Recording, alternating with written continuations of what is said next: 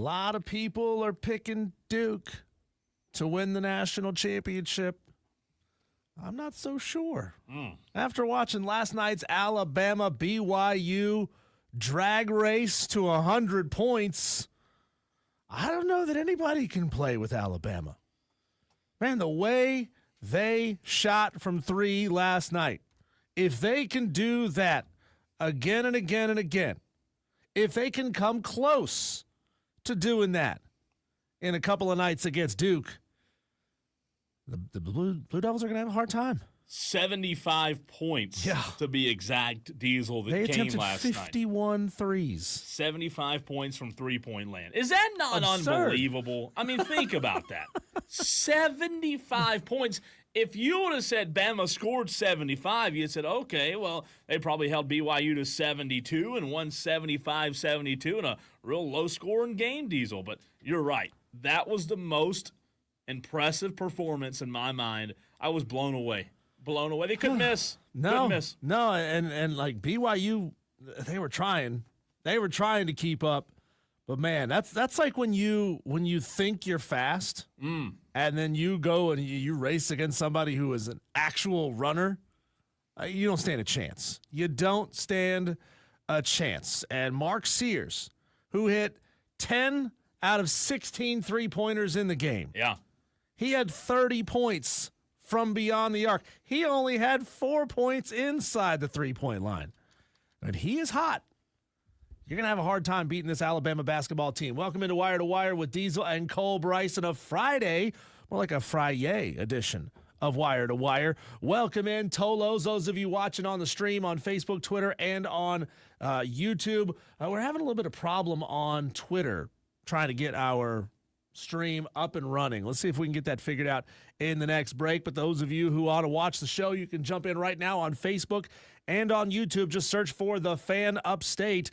You know, outside of playing that last game so dang late last night, Cole, I thought it was just an epic night of basketball. Look, I mean, we're getting to the point where, you know, the wheat has been separated from the chaff, the men from the boys, the awkwardly feminine from the possibly Canadian, and the best of the best teams are advancing. You can't sneak past really good mid-majors anymore.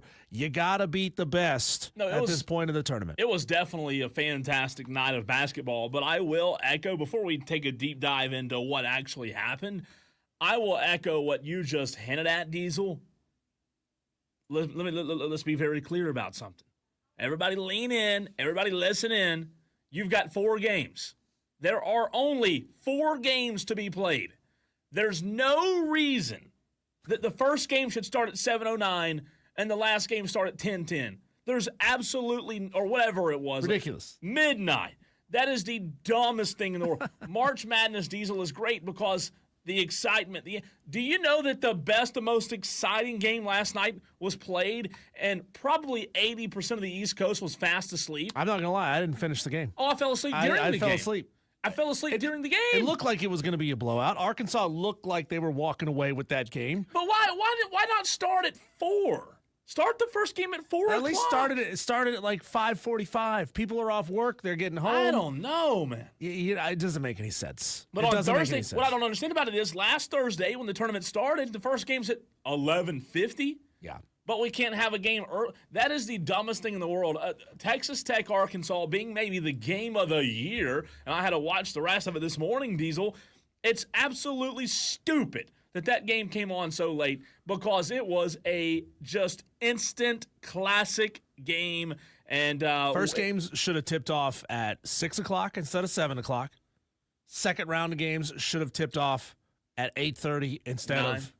Well, they were scheduled for like 9:10 and 9:40. That's just. But then, you know, the first round of games went a little bit late, so they pushed it back a little bit. It didn't get tipped off until like 10 o'clock. It's ridiculous that this is still a problem. How many Americans complain about this? Whether it's football, whether, you know, the Super Bowl or the World Series or college basketball tournament. I mean, everybody's got a problem with this. So these networks are losing money. You are losing money when you can look at your ratings dip halfway through the second half because your game is on too dang late. Yeah, it's bad. I don't get it. It's bad. I want to be able to watch the best games. Imagine if people are having the same excitement about the games because, like, they're in a rush to get home. We don't care about people being off work in time, Diesel, on Thursday when this tournament opens. Why do we care now? Who cares if they're off work? They'll find a way to watch the game. There are iPhones. There are apps. YouTube TV exists. The numbers are going to be great. I don't like it at all. And like you said, fell asleep last night during the Arkansas-Texas Tech. Woke up. I actually fell asleep when Arkansas was leading. And I was like, man, Really? they're playing good. They're playing really well. Just what a game. I don't know if the answer is doing what they're doing right now with the women's Sweet 16 that's on. The game is concluded. We're getting right up near halftime. It's at 3 o'clock in the afternoon. I don't know if the answer is that, playing at noon, because you'd be losing a lot of money playing the game at noon. But how do they not realize that they're also losing a lot of money playing the game at 10 o'clock at night on the East Coast? You're losing the entire East Coast audience. That you brought that up earlier. How bad is this Duke, North Carolina being played in Birmingham? Yeah. I mean, it sucks. In front of nobody. Yeah, that's terrible. There's a section immediately behind the Duke bench that's full. Nobody from North Carolina showed up. The arena is basically empty, which it's not fair. It's not fair to these ladies playing in this game that they're playing in an empty arena. They should be playing this game in Charlotte. I'd like to know. You got to be flexible. Yeah. You know, I mean, you can brand the court. You can put up, advertising banners however you want to, but play it at a location where people will be able to attend. Play it at a time where people are going to stay up and watch the entire game. But we saw, Cole, the best teams advancing last night, proving that they were the best teams. The only question really was Arizona. And Arizona looked really good in the second half of that basketball game against Duke. They made it a real contest. But Florida, they didn't have any problems really with Maryland. Florida, everybody was scoring. Everybody was getting on the score. And it's like Oprah handing out cars. You get a double-double. You get a double-double. You get double-digit scoring. You get double-digit. They had 6 players scoring double figures. And we talked about it multiple times throughout the season when Clemson was on their run. When you can get 5 or 6 players all scoring in double digits, number one, you're feeling it. Everybody's hitting shots. Number two, you're spreading the ball around and they can't key on anyone defensively. I thought Florida was just brilliant, masterful almost, Diesel, in the second half. That game was really entertaining in the first half, kind of blow for blow, 40-38 Florida, Maryland going back and forth. And you know what, man? Like, at the halftime of that game, Diesel, you're sitting there thinking, Maryland came to play. Maryland's got a legitimate shot at this thing at the Florida Gators, who a lot of people, including you and I, picked to win the national championship. And I give Maryland all the credit in the world. No, did they lose by a good bit? Yeah, 87-71. But I'll tell you, man, I was impressed by the way they came out of the gate. Eventually, last night, what I saw was the talent took over for the Gators. The Gators are really, really good. Well, and Florida, second half, they were a better team. Florida deserves credit for overcoming 13 first half turnovers. Usually, if you're playing that bad, it puts you in a hole and difficult to climb out of. But Florida did do that. They adjusted in the second half. They cleaned that up. Maryland couldn't rebound for squat. They couldn't get second chance opportunities. They got beat off the boards 42-20. That's their second lowest rebounding performance of the season. Now, Derek King, 27 points. He was an absolute stud. He's going to be looking real good in another jersey somewhere next year because I guarantee you he's not going to stay at Maryland. There's no way. I mean, he is a Baltimore kid, so that might be the lone hope that they have to keep him in a Maryland jersey next year. Does it seem, though, like after watching last night, does it seem like Florida and Duke are on a collision course, or is it just me? I mean, those are, to me, though, Bama's not amazing. If Alabama has something to say about it. And again, you asked the question a minute ago, and I didn't answer it yet. You said if they can do that every night. I'll tell you this, they're not going to do what they did last night every night. Now, you said it, they might come close to it. They might have figured out something, Diesel, in a way where they can continue to play to that level. I don't think the production on the back end with the points will be the 75 points from the three-point line. Are you kidding me? Mm-hmm. They're not going to do that again. Like, bet on it. That's not going to happen again. However, yes, Bama's very good. You said it a minute ago. The cream has been separated from the crop, Diesel. And I'll tell you this, man, if you've been disappointed with March Madness because there were no upsets, I will tell you, I prefer it this way. I prefer it where we don't have the upsets, and when it gets around to the Sweet 16 and the Elite Eight and the Final Four, we've got some good matchups. Well, that's what the the numbers, the ratings have said over the years, is that people love the chaos in the first round. They want to see a 16 or a 15 or a 14 go down.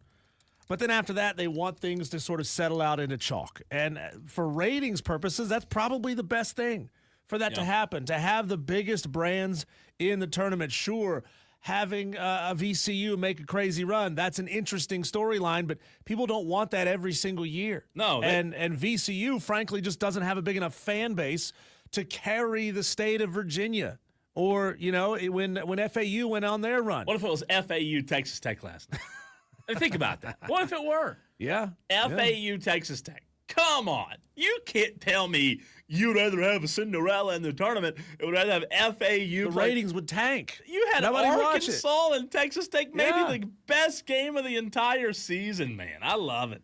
Cooper Flagg, what a stud last night. 30 points, 7 assists, 6 rebounds, 3 blocks. I mean, he was everywhere. And not only can he shoot from anywhere, not only can he knock down threes, but that dude's ability to no-look pass and to move the ball. There was like 3 no-look alley-oops that Cooper Flagg hit in that game, and it just blew me away. And there was one play in particular, I can't remember where it was or when it was in the game. I think it was late in the second half, where Cooper Flagg brings the ball up court and then runs around down underneath the low post on the close side of the court, near side of the court, and then winds up on the block on the far side of the court, just wide open. Out of blink of an eye, he goes from one side of the court to like 40 feet somewhere else, 50 feet somewhere else. The dude is absolutely nuts. Shout out to Caleb Love from Arizona. He was at North Carolina previously. He had 35 points, 0 turnovers. First time that's been achieved since 1994 in an NCAA tournament game. The dude was on fire. Even though it didn't help, he was going up against just the buzzsaw of Duke basketball. But Caleb Love gets a lot of credit for Arizona, keeping them in that game, a 7-point basketball game. And honestly, I think that's the best thing for Duke right now, is to be pushed to that level, because that level of being pushed, having to score 100 points to beat Arizona, is what they're going to have to do to beat Alabama. I'll tell you this, going back to Cooper Flagg for a second. There was a lot of talk all season long, right, about Cooper Flagg, and people wanted to make these hot takes that Janai Broome was better, and he's a heck of a player. I don't remember a player in college basketball that is as impactful in recent years, Diesel. When you're talking about impacting the game, this guy is phenomenal. Cooper Flagg is the best player I've seen in college basketball in a long, long time. And I'll tell you this, Janai Broome's great. He's really, really good. Taking no credit away from Janai Broome, because probably 1A, 1B there, right? Maybe the second best player in the country. But Cooper Flagg, if you don't understand what he's doing and how good he is, and not just good, but unbelievable. I mean, we're talking about, you think about this. The rich tradition Duke has had and great players. We're talking about all of a sudden Cooper Flagg being at the top, like in the top 3. Think back in your mind of all of the greats Duke's had. Cooper Flagg in his first season, like, I'm talking about upside that in my mind might be better than Zion upside. Now, you might say now, anybody's upside's better than Zion's. It's easy to say that now. The free cheeseburger is better than Zion's upside. But in college, nobody was saying that. That's true. In college, Zion's upside was going to go down as one of the biggest busts in NBA history. He could, hopefully not, right? I mean, just lay off the beignets, buddy. I just think Cooper Flagg, man, like this dude, you're talking about the best player on the best team. I picked Florida to win it all, but I will tell you today, on the 28th day of March, I think Duke's going to win it all. Well, how's it going to work out when he becomes the best player on a bad team? Yeah. I mean, this team. Situation matters. Yeah, I mean, look, he's only there at Duke for a year. He's certainly playing with the best of the best, so it's easier to get guys up to speed. But also, he goes into the NBA, he's going to be playing with a roster of professionals, right? These aren't a bunch of scrubs, okay? It's not like they just plopped Cooper Flagg onto, pardon to all the, Red Hawk fans or whatever. They didn't put him on Miami of Ohio's squad. Yeah. Where there's a bunch of dudes who physically cannot keep up with Cooper Flagg. But I mean, look at Wemby. Everybody thought Wembanyama was this unstoppable force. he got to San Antonio. He was good, but he wasn't like what everybody thought he was going to be. It just takes time. It just takes time for things to gel. Moving down to that Alabama BYU game again, Mark Sears, 34 points, 30 coming from behind the arc. The team shot 51 3-pointers. They live by the three. They die by the three. They just simply outpaced BYU, and they could not keep up. There was nothing they could do. So this Alabama Duke game is going to come down to who can slow the other one down. Whose defense is good enough to slow the other one down. In that sense, I think advantage Duke. But if Alabama can have a performance anything like what they had against BYU, Duke's defense is going to be tested. I did want to get this audio in the show real quick, Diesel. The thrill of victory versus the agony of defeat last night in that Arkansas game we were talking about. And now it's Darian Williams. And this is who you want. Knox will pick him up. Williams corkscrews up, off, and down! It's a 2-point lead. Final seconds. Wagner with it. Driving on Hawkins. Firing off. Texas Tech has won. What a call, man! Like, what a freaking call! It's not Iron Eagle. Who is that? That is, if you wouldn't have asked me, I told you it's not. I can see his face. He called he's the one who called the Furman Virginia game. John Calipari, after the game, was asked about not calling a timeout right there. Something that Brad Brownell was criticized about from a couple of people. Let's see what he had to say after that. Consideration to calling a timeout there. Yeah, but in my career, I let that go. Let the guy get to the rim. They're not going to foul you. You know, and with that kind of time, just me. You call a timeout, now you got to worry about what he's doing, how he's playing, the inbound, what are you doing? So I usually let that go. Now, because it ended the way it is, yeah, I wish I would have called a timeout. But 99% of the time, I let that go. Because now I know what they're doing, they know what we're doing. That's why we did it. End of the half, we wanted to go at one guy, and we did. Really, he made a hard bump on DJ that got him kind of off balance on the shot. But, you know, it was what we wanted. So John Calipari didn't call a timeout. I want to know from Tolo JD if that means that John Calipari should never receive a contract extension again. I'm just saying he got hired and paid a lot of money, right, at Arkansas as a good coach, but he did not call a timeout, and he admitted to it. What a loser. I think he should be fired. Man, I just want that guy. I just want to keep the same energy for everything around here. You know what I'm saying? I mean, look, a lot of credit goes to Texas Tech. Came back from 16 points down. Arkansas led for 39 minutes of that game. They had a double-digit advantage deep into the second half, 16-3 run to close this game in regulation. Arkansas had chances to put it away. I mean, they had chances. They did. 100%. They were up. They were in regulation. They were up 3. Texas Tech misses a shot. Come back down.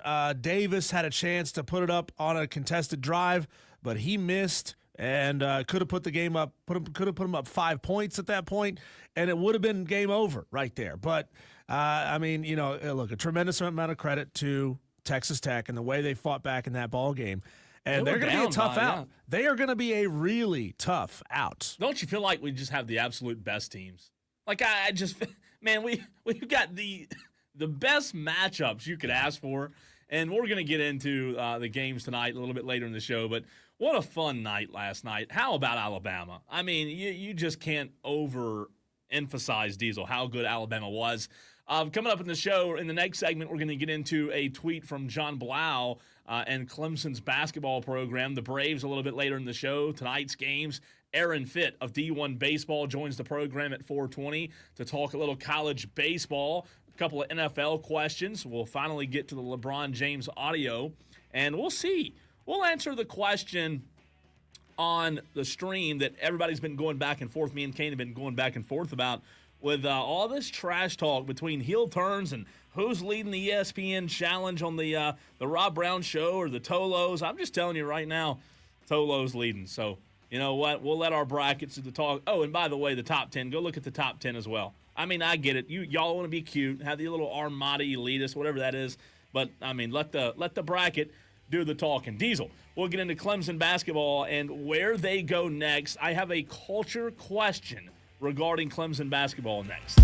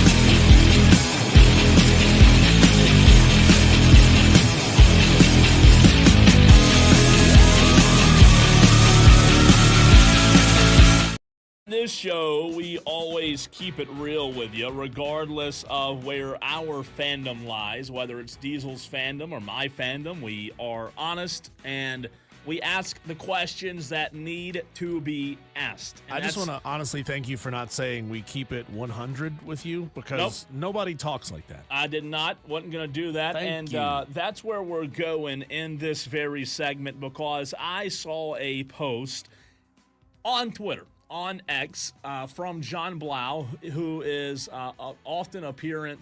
makes often appearances on the Rob Brown Show. He covers Clemson for the Post and Courier, and obviously does great work. But John Blau posted a tweet yesterday, and I retweeted it. You can see that tweet at the Cole Bryson. It's one of my most recent retweets. But Diesel, this is the tweet, and then after I read the tweet, I will ask the question. So if you are a Clemson fan out there, I want to hear from you at 844-FAN-PHONE, 844-326-3663. The phone lines are open. You can also text the Hub City Spartanburgers text line. Clemson fans, South Carolina fans, fans of, another team, that's fine too. But John Blau tweeted out, with Jake Heidbreder hitting the portal, Clemson has 4 players left from last year's roster. Guard Dylan Hunter, Christian Reeves, Ace Buckner, and Dallas Thomas. Plus 3 incoming freshmen, Zach Foster, Chase Thompson, and Trent Steinor. 6 spots are open. Again, Jake Heidbreder hit the portal for the Clemson Tigers. They now have 4 players left from last year's roster, Hunter, Reeves, Buckner, and Thomas. So now you're looking at all of these guys, Diesel, who left Clemson. And that leads me to my question for you, for the Tolos out there. Again, you don't have to be a Clemson fan to answer this, but I do want to know from you. How strong is the Clemson culture that Brad Brownell has built? And I don't mean that to be offensive. And if it offends you, if that upsets you, I'm sorry. But I do want to ask the question, because the Clemson culture is something that Dabo Swinney has been able to hold on to, Diesel, for a very long time. And the Clemson culture has substance, right, with the football program. There's national championships that are that have been birthed out of that culture.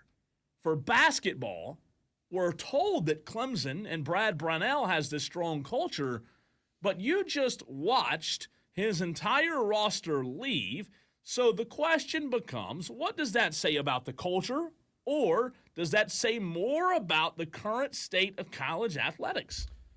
Number one, where the heck is Jake Heidbreder going? I mean, do you think you're going to go get NIL money somewhere else? Come on, dude. You're in a good spot. You're in a good school. You will probably be featured in the offense pretty heavily next year, considering almost all of your offense just left. I don't understand that move. Unfortunately, Cole, it's just kind of a sign of the times, right? This is what happens. There is zero loyalty whatsoever, and I think it's becoming more and more rare, even when the best of the best coaches, and I'm not considering Brad Brownell a best of the best, but he is among the best coaches in college basketball, kind of on the lower end of that best category. But the best of the best, their hardest job is keeping rosters together. Bruce Pearl's ability to keep Janai Broome there for as long as he did, that's incredible.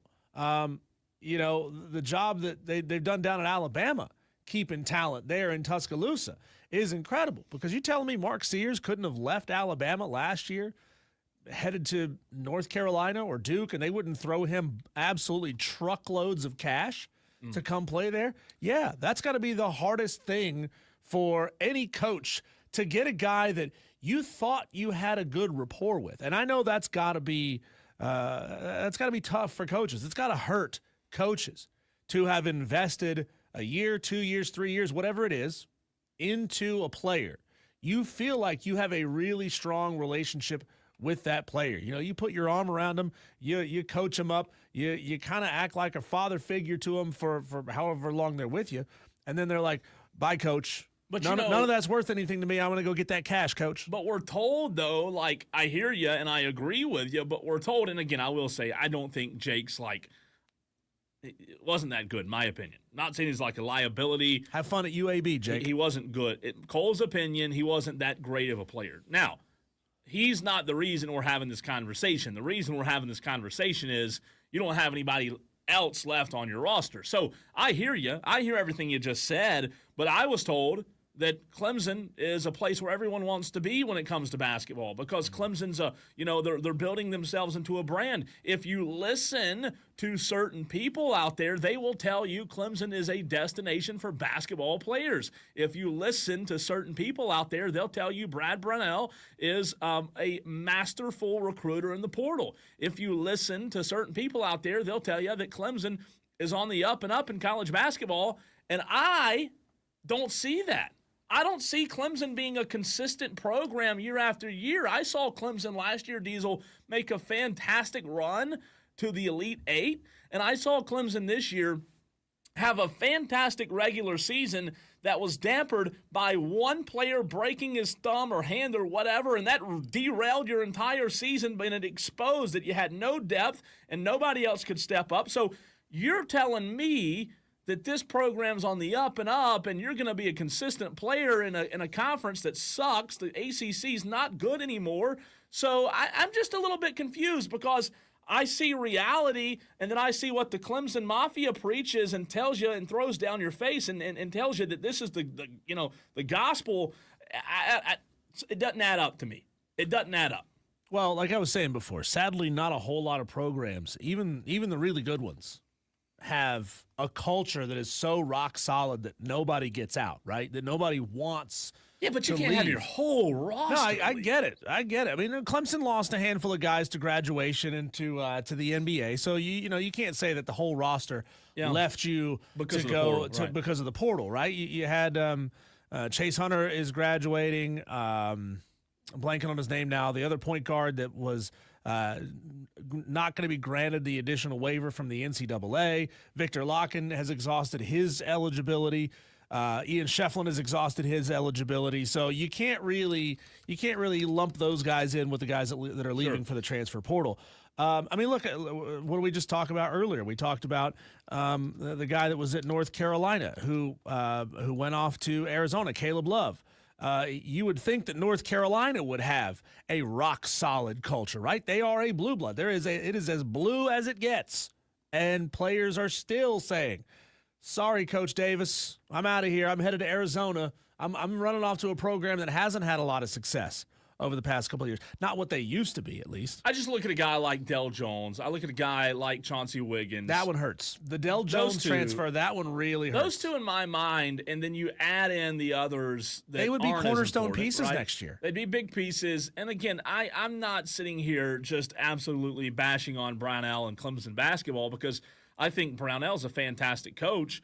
I've took up for him a lot in the past couple of weeks, but I'm just saying I agree with everything that you're saying. What I'm saying is I wish certain people who cover certain teams could just cover them with fairness. And what I mean is when you have fans that are going to listen to you and you have fans that are going to buy into what you say and you have fans, Diesel, that are going to treat what you say as the gospel truth, you're then responsible for them being upset because you've led them to believe, you've led the horse to water. Yeah. I'm just upset that we have people in this state, in the upstate, that act like Clemson is a premier basketball program. Diesel, they're not. They're not a premier basketball. Yeah. As good as an X's and O coach as Brad Brownell is, Clemson is not a premier basketball program in this country. That's just my opinion. They're not. No, you're making a good point there. There are always the smoke blowers in the media, and I think Clemson, a lot of schools have them. I'm not saying that other schools don't have them, but Clemson certainly has its fair share of smoke blowers who will try to convince you that our bleep don't stink and we're the best looking girl in town and nobody would ever cheat on us. Nobody would ever break up with us. Nobody would ever leave us. And then all of a sudden, poof, they're gone. And those people don't then have to go back and answer for those statements, right? I mean, that's on you. I'm talking to the Tolos. I'm talking to everybody who's listening to the show right now. If you get a fair amount of your sports media coverage from hosts like that or from writers like that, it is your responsibility to tweet at them, to get into their DMs, to email them, contact them, and say, you were wrong. You were flat out wrong, and I would appreciate it if you would cover this program a little more fairly and equitably. So I think that certainly needs – you got to call those people out. Otherwise, they'll just pretend like it didn't happen, and they'll move on to the next thing. Because, I mean, we are in such a what's happening lately, what have you done for me now culture, that a lot of these people will just say whatever they want and hope that nobody ever goes back and calls them on it. I just think the last thing I'll say, and then we'll get to the phone lines, Diesel, I believe it is easy. If you're going to do this job, right, if you're going to do what you and I do, if you're going to do what sports writers do, anybody in the media profession, if you're going to do this job, it is very easy to blow smoke, right? It is very easy to pump a program up. It is very easy to have fans behind you when the program's doing great in the regular season, when you're on top of the world and you're second in the ACC. It is very easy to lead these people, to lead these horses to the water because the team's doing great. They're second in the conference. Everybody's happy. You've won 7 straight games.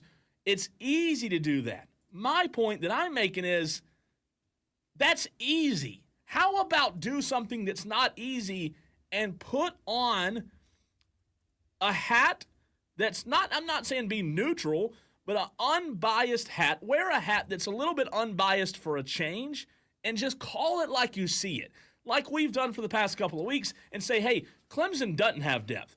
If Clemson runs up a team against a team with some good bench players, they're going to be in trouble. Not, oh, this team's on, they're climbing, they're on the way. They're almost elite. I just want people. I want people who cover teams in the upstate, across the country. I want them just to be fair. I'm not saying disrespect the coach or the team, but just be fair in the way you report. Don't always choose the easy path. I will say this: I don't think the blame here falls on Clemson in the way that they allow media members access to the program because they love that. They love the people that pump them up and make. Well, them, sure. You know what I'm saying is they don't shut people out who don't do that, right? There are people who are critical of the program, football, basketball, baseball. We've been critical of all of these different programs. We still have our access. We've never had an issue. Anytime we've needed anything, they've let us in, and it hasn't been a problem. But that's our job is to be critical. But that's not all. But that's not all programs. I'm not talking about us right now. I'm talking about the Clemson administration, those who allow us access to their programs. They don't shut people out, as far as I know. I don't know anybody who's ever said Clemson started denying me credential requests all of a sudden because I wasn't talking nice about them, right? Those people, they don't handle their business that way.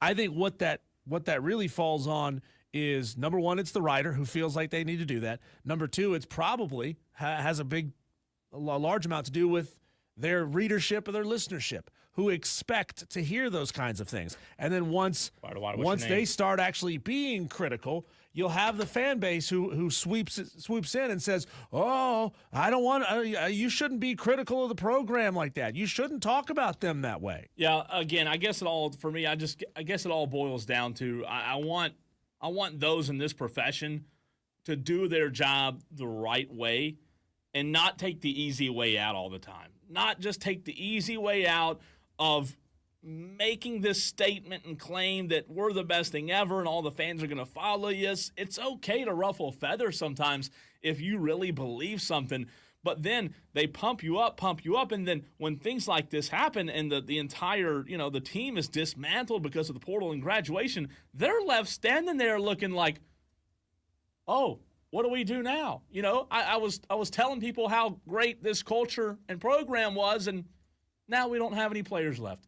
Let's go to the phone lines. Dewey wants to chime in. 844-FAN-PHONE, 844-326-3663. What's up, Dewey? Yes, I'm going to make this quick. I agree with you again, and I don't want to. But anyways, Clemson people, y'all need to get over yourselves. The Clemson media, you need to get over yourselves. No one's listening to y'all. Clemson, you suck. At least South Carolina can admit when they suck. But Clemson, you're not. The football team is going down the tubes. Your basketball teams will be crap next year. The only thing you've got going for you right now is your baseball team. That's eventually going to go crap too. Thanks, Dewey. Thank you, Dewey. Dewey fired up today. Yeah. 844-326-3663. I don't know. I just want fairness. That's all I want. I think, honestly, when I started becoming critical of App State's baseball program, I could see a noticeable change in the way their media relations folks handled me. Like, it would get to the point where they just stopped responding when requests would go in. There was one game where they pushed me out to an auxiliary media area, which was great because I was sitting like over the 25-yard line for a huge game outdoors. I want to be outdoors. I don't want to be behind glass. I think that part sucks. But some programs handle things that way. They behave that way because they feel like if they feel like bad media coverage is just straight up bad for the brand. I mean, they don't realize that negative media coverage and realistic media coverage is good for you no matter what, just because you're being covered. On the other side of the break, Cole, the Atlanta Braves got started yesterday, stumbled in the late innings. How did it go, and do we feel like that's going to be a metaphor for the entire season? That's next.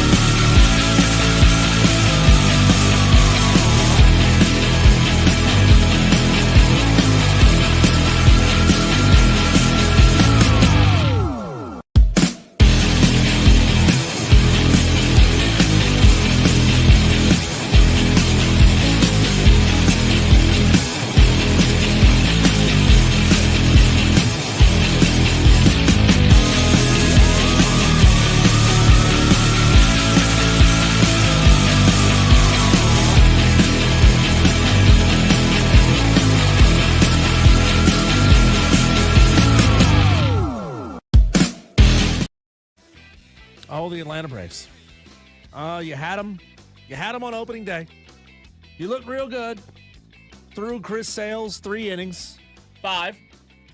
You got 5? I think so. You got 5 deep? Well, either way, Chris Sale is doing fairly well until the Atlanta Braves had to go to the bullpen, and then, crap mountain went boom. Yeah. And the Atlanta Braves couldn't get off the mat. They couldn't get off the mat. It was Hector Neris. We talked about him yesterday. This was all happening as we were live on the air. Hector Neris gave up 3 runs without getting an out. Bummer comes in. He does an admirable job cleaning up Neris's mess, only gives up 1 run. And then the Atlanta Braves couldn't score. They just stopped swinging the bat. You know what? Like, my problem with that is I know it's one game. I know it's opening day.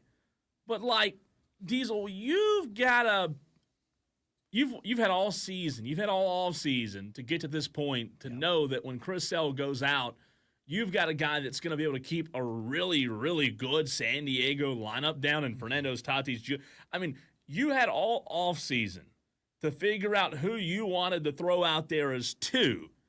And for 2, maybe Hector Neris was absolutely phenomenal in Florida and was just like, fastballs. Ran into a buzzsaw. Maybe. Didn't have it that day. It happens. But come on, man. I mean, we've had all offseason, and this is the best we throw out there. Hector Neris is our best option after Chris Sale. I don't put that loss on Chris Sale. Chris Sale gave up a couple in the first inning, which wasn't great. He threw 30 pitches in the first inning, which wasn't great. He could have started better. However, he settled in nicely. He settled in, and I thought Chris Sale, 5 innings pitched yesterday. I mean, it wasn't bad. Let's see. He gave up 6 hits, 1 walk, 7 Ks. I mean, not a bad day for Chris Sale, somebody who's 75 years old. Obviously, he could have been better in the first inning, but, man, bullpen, bad start. I mean, Major League Baseball is almost impossible to figure out why players just stop hitting. I mean, credit to the bullpen arms that the Padres were throwing in late innings. Obviously, that is the reason why the Atlanta Braves just stopped hitting. They couldn't get it done against the Padres' late hitting. They're going to have another opportunity tonight with a 9:40 p.m. Eastern first pitch. Thanks a lot, MLB scheduling team. Whoever screwed East Coast Braves fans over with that one. We thought it was bad enough starting NCAA games at 9:40. Now they're starting Major League Baseball games at 9:40. This one's not going to be over until tomorrow morning. Yeah, what happens when you play on the West Coast? I mean, they get prime time, right? Viewership, 6:40, 7 o'clock first pitch, and it's almost 10 o'clock before it starts. But it's going to be look, it's one game. What'd you say yesterday? It's like 0.6%. 0.6%. 0.6%. So, look, today it made 1.2. It's one game. I don't like losing as a Braves fan. Yeah. Obviously, you still have to get guys back. But, look, from the lineup standpoint, I thought Profar started off well. He only had that 1 hit that he got in the first inning. Austin Riley was really good. I mean, obviously the home run. Ozzie was not bad. 3 RBIs for Ozzie. I mean, it is promising that your stars were swinging the bat well early. Yeah, the bottom of the lineup wasn't good yesterday. Drake Baldwin, obviously a guy that had a lot of hype surrounding him coming into the season. Not in terms of like supposed to be this dude, but this could be a young talent that really does transcend into something special. You look at the bottom of the lineup yesterday, Drake Baldwin, Arcia, and Kelnick, 1 hit, the 3 of them. So the bottom of the lineup didn't produce. Profar, Riley, Olsen, Ozuna, and Albies, and Michael Harris all got a hit. So wasn't a terrible day, just the dam broke. Yeah. That's what happened late in the game. I mean, you got to get Kelnick going, for God's sakes. He went 0 for 4. Arcia goes 1 for 4. Baldwin 0 for 3. You got to get some production out of one of those guys. I don't know. It's just the bad part is I don't know that you're going to get much out of Kelnick. Yeah, they got to find a right fielder who can put the bat on the ball. That's just bad. If you have that big of a 9-hole in your roster, again, that is a huge liability. You get guys back a couple of months. Acuna comes back, and you do get guys back in the lineup. I think you'll be okay. But I mean, when you compare that to Fernando Tatis, 3 for 4, Manny Machado, 2 for 3. You got multiple hit-producing players on the other side. Yeah. You know, you're not going to win these games when everybody on your team gets 1 hit. Well, the difference between yesterday, when you look at what the Padres did and what the Braves didn't do, the difference is, and I hope this doesn't sound like an excuse, but the Padres have their stars. The Braves don't have their stars. Yeah. Tatis Jr. and Machado, they've got their stars. Acuna's not there. Strider's not there, right? I mean, you know, we'll see. I do believe this Braves team will be okay. It's 1 game. Let's overreact to it and say they suck. That's what I want to do because I'm a Braves fan and we get emotional about, you know, about losing every game. I don't think the Braves win tonight. Well, Reynaldo Lopez has got a big task. Settle in because it's 6 weeks until the Braves get Acuna back. Yep. It's going to be a while. So settle in. But like I said, maybe it's a good thing. If you can hover just under 500 until mid-May when you get Acuna back, I think you'll be in a pretty decent spot. As for the San Diego crowd, good. You got your 1 standing ovation for Jurickson Profar. That's it. He's the enemy now. I don't want to see you standing up cheering for somebody on another team anymore. Yeah, look, I have a little bit of optimism when it comes to Profar. I think this guy can be really good for the Braves. I'm not worried about him.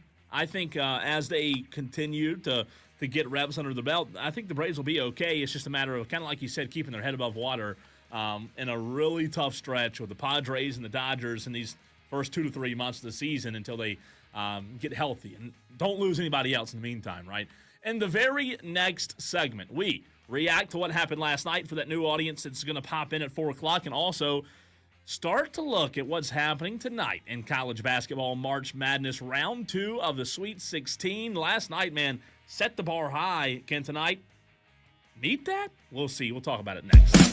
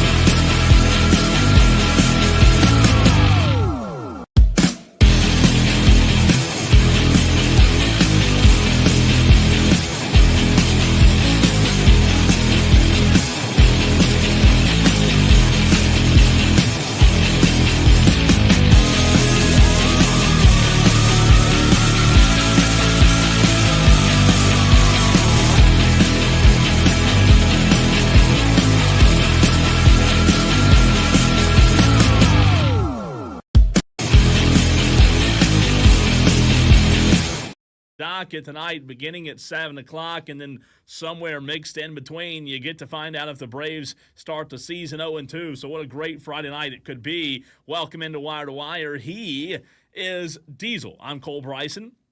And you, Tolos, that stands for Turn On, Leave On, by the way. We appreciate you. Appreciate the heck out of you. Whether you're watching on Twitter, Facebook, or YouTube, or listening on 97.1 FM in Spartanburg, 97.7 in Greenville, on the free Odyssey app. So many ways to consume Wire to Wire, and we appreciate you however you choose to do so. But before we dive into college basketball, Madcraft didn't want to call in because I guess he was worried about the quality of the guitar and the vocals over the phone lines, which is fair, right? So Diesel, he has recorded it, emailed it over his, what was the first, like when everybody first got email, right? You go to dial up. Oh, the email address that you had, like att.net? Yeah, but what was it first? When you first, like when the internet first became a thing, I remember, what was the platform we used to communicate? Oh, like Netscape. There was one more that was AOL? AOL, yeah, AOL. Yeah, remember that? We had to log on to AOL to talk to a friend. I remember AOL. So Madcraft sent this theme song via AOL. Do you remember getting all the CDs that said you get 10 minutes of free internet time with this CD? And we're going to see how it sounds. Diesel and I did listen during the break to make sure there were no explicitives. Great job, Madcraft. No bad words. No bad words. Here it is, the Wire to Wire theme song, evidently from Madcraft. It's time for Wire to Wire with friends Diesel and Cole. This sports show on the radio, talking Tiger Balls and Rooster Crow. You already know. It's Wire to Wire with Diesel and Cole. It's the best sports show on the radio. We're talking Wire to Wire with Diesel and Cole. Nice. Well done. I like the ending where the radio. I like that part. So here's the funny part about this. Can you understand everything he says? He talked. Did he say cocks and tigers? Or did he say game? Listen, one more time. He said tigers and roosters. Did he? Yeah. I couldn't understand. One more time. It's time for Wire to Wire with friends Diesel. Okay, I got that. This sports show on the radio. Got that. Talking Tiger Balls and Rooster Crow. Oh, pause. Okay, Tiger gotcha. Paws and Rooster Gotcha. Crows. Wire with Diesel and Cole. Gotcha. It's the best sports show on the radio.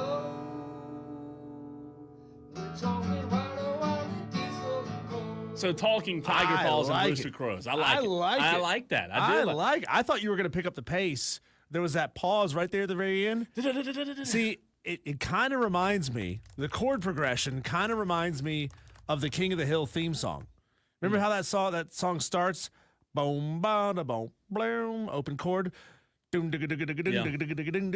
picks up in the pace. I thought that's what he was going to do. Well with done, the second half of Madcraft. that. I loved it, I Madcraft. like it. He kept me guessing. You've set the bar high when it comes to talented Tolos out there. I know we have a lot of them, a lot of talented Tolos that are very, very talented in what they do every day for a living. But I don't know. I don't care if you're a doctor or a lawyer. That one right there might set the bar pretty high. Good stuff. Well we need to done. save that. Yeah. We need to play it often. We need to play it on our next anniversary, which is coming up on March 25th, 2026. I don't know about coming up.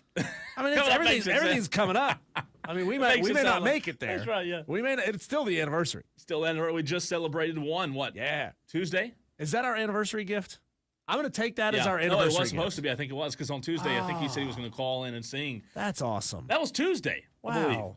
Yeah, great job, We Matt. don't deserve JD that. That's on the- awesome. Yeah, it was great. JD on the YouTube stream says, great job, Matt. He said on the YouTube stream, my mind was thinking intro, but yeah, I'll see if I can finish it out. I like that intro. What we'll do is, here's what we'll do, Madcraft. We'll kill our intro that our boss made and just start playing that, and I'm sure he'll be okay with it. We just mix it in. Yeah. We just need to mix it in. Sounds like Madcraft. I'm guessing here. What did you use to record that? Did you record it on your phone? Do you have a little home studio set up? I think a high quality recording of that song has a place. That's funny. I think it has a place. That's good stuff. You know, maybe it's the midway point of the show intro, like the 5 o'clock intro. I like it. What is it? Could you know what I think it might have a place is the outro.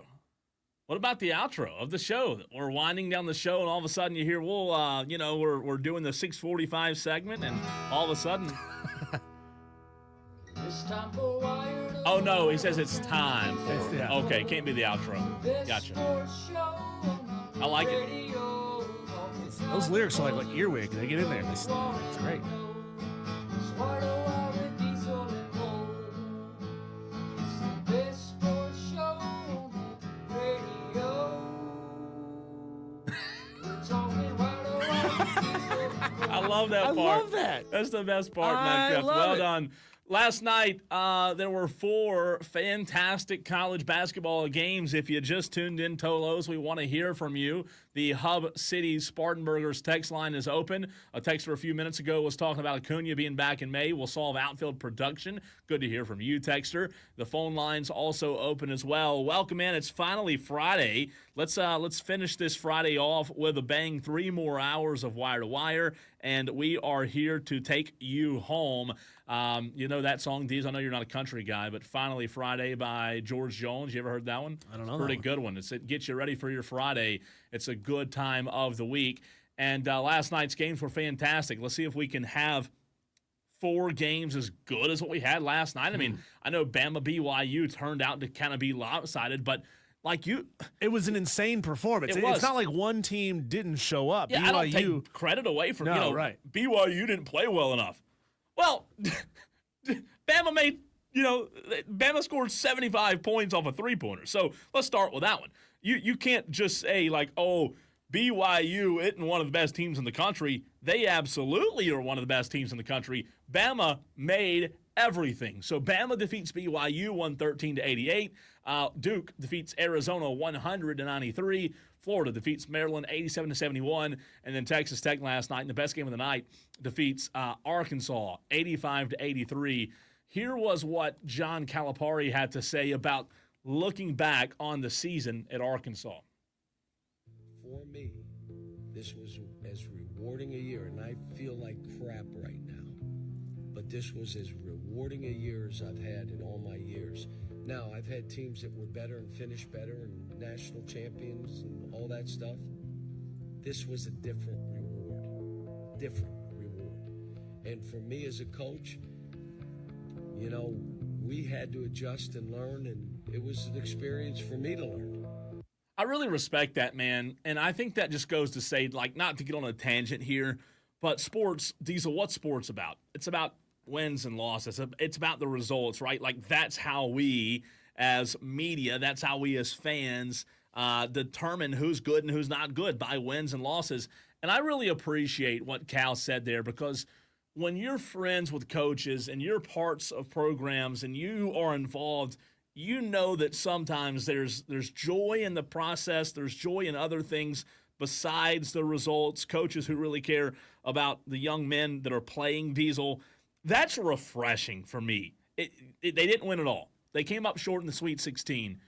But who had Arkansas in the Sweet 16? Nobody. I love that. I absolutely love that, and respect to John Calipari there. There's a clip of audio, and I don't think we're going to get to this because it wasn't necessarily explosive in the LeBron James audio, the interview that he had on the Pat McAfee show that aired on Wednesday. We're going to bring you clips of that show and react to it a little bit later on. 5 o'clock. At 5 o'clock. But he talked about the process, and he was talking about imparting knowledge upon his kids, to Bronny and his younger son, who is getting a full ride to go play basketball at Arizona.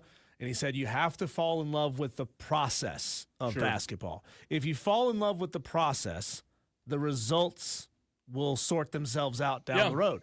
So just fall in love with the process, fall in love with the day-to-day grind in the gym, the incremental improvement.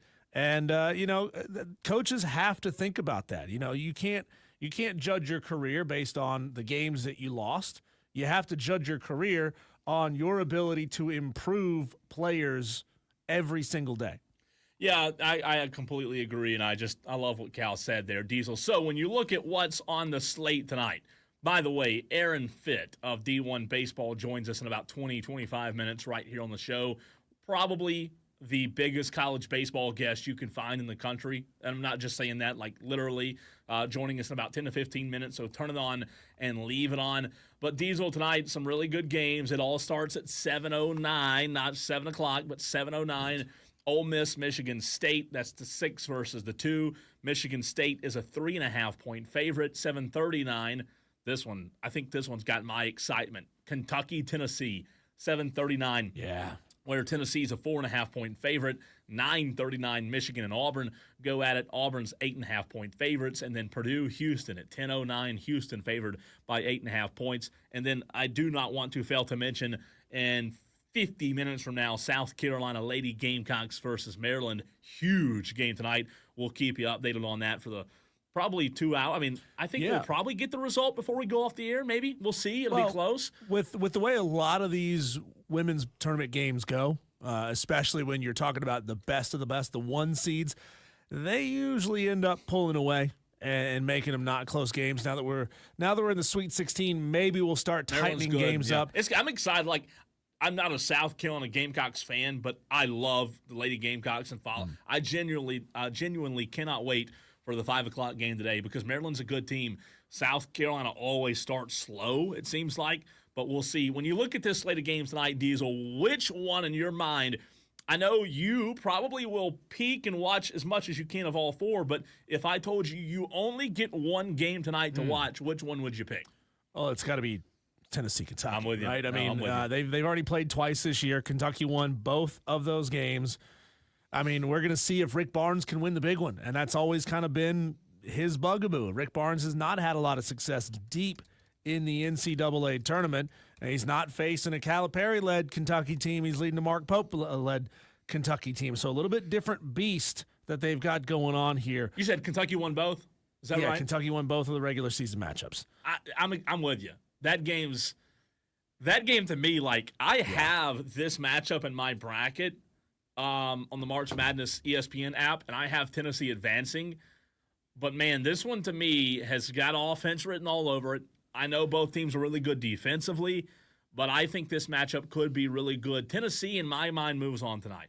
Well, there's that old saying, and it annoys, I think it's JD that it annoys. Probably. I don't know. I don't mean to throw you under the bus if this is not, if I'm not attributing it correctly. It's okay. But, you know, the old saying, it's tough to beat a team 3 times in one season, and that's what Kentucky's going to have to do. Tennessee was not good from 3 in both of those games, 14 of 63 combined out of those 2 losses to Kentucky.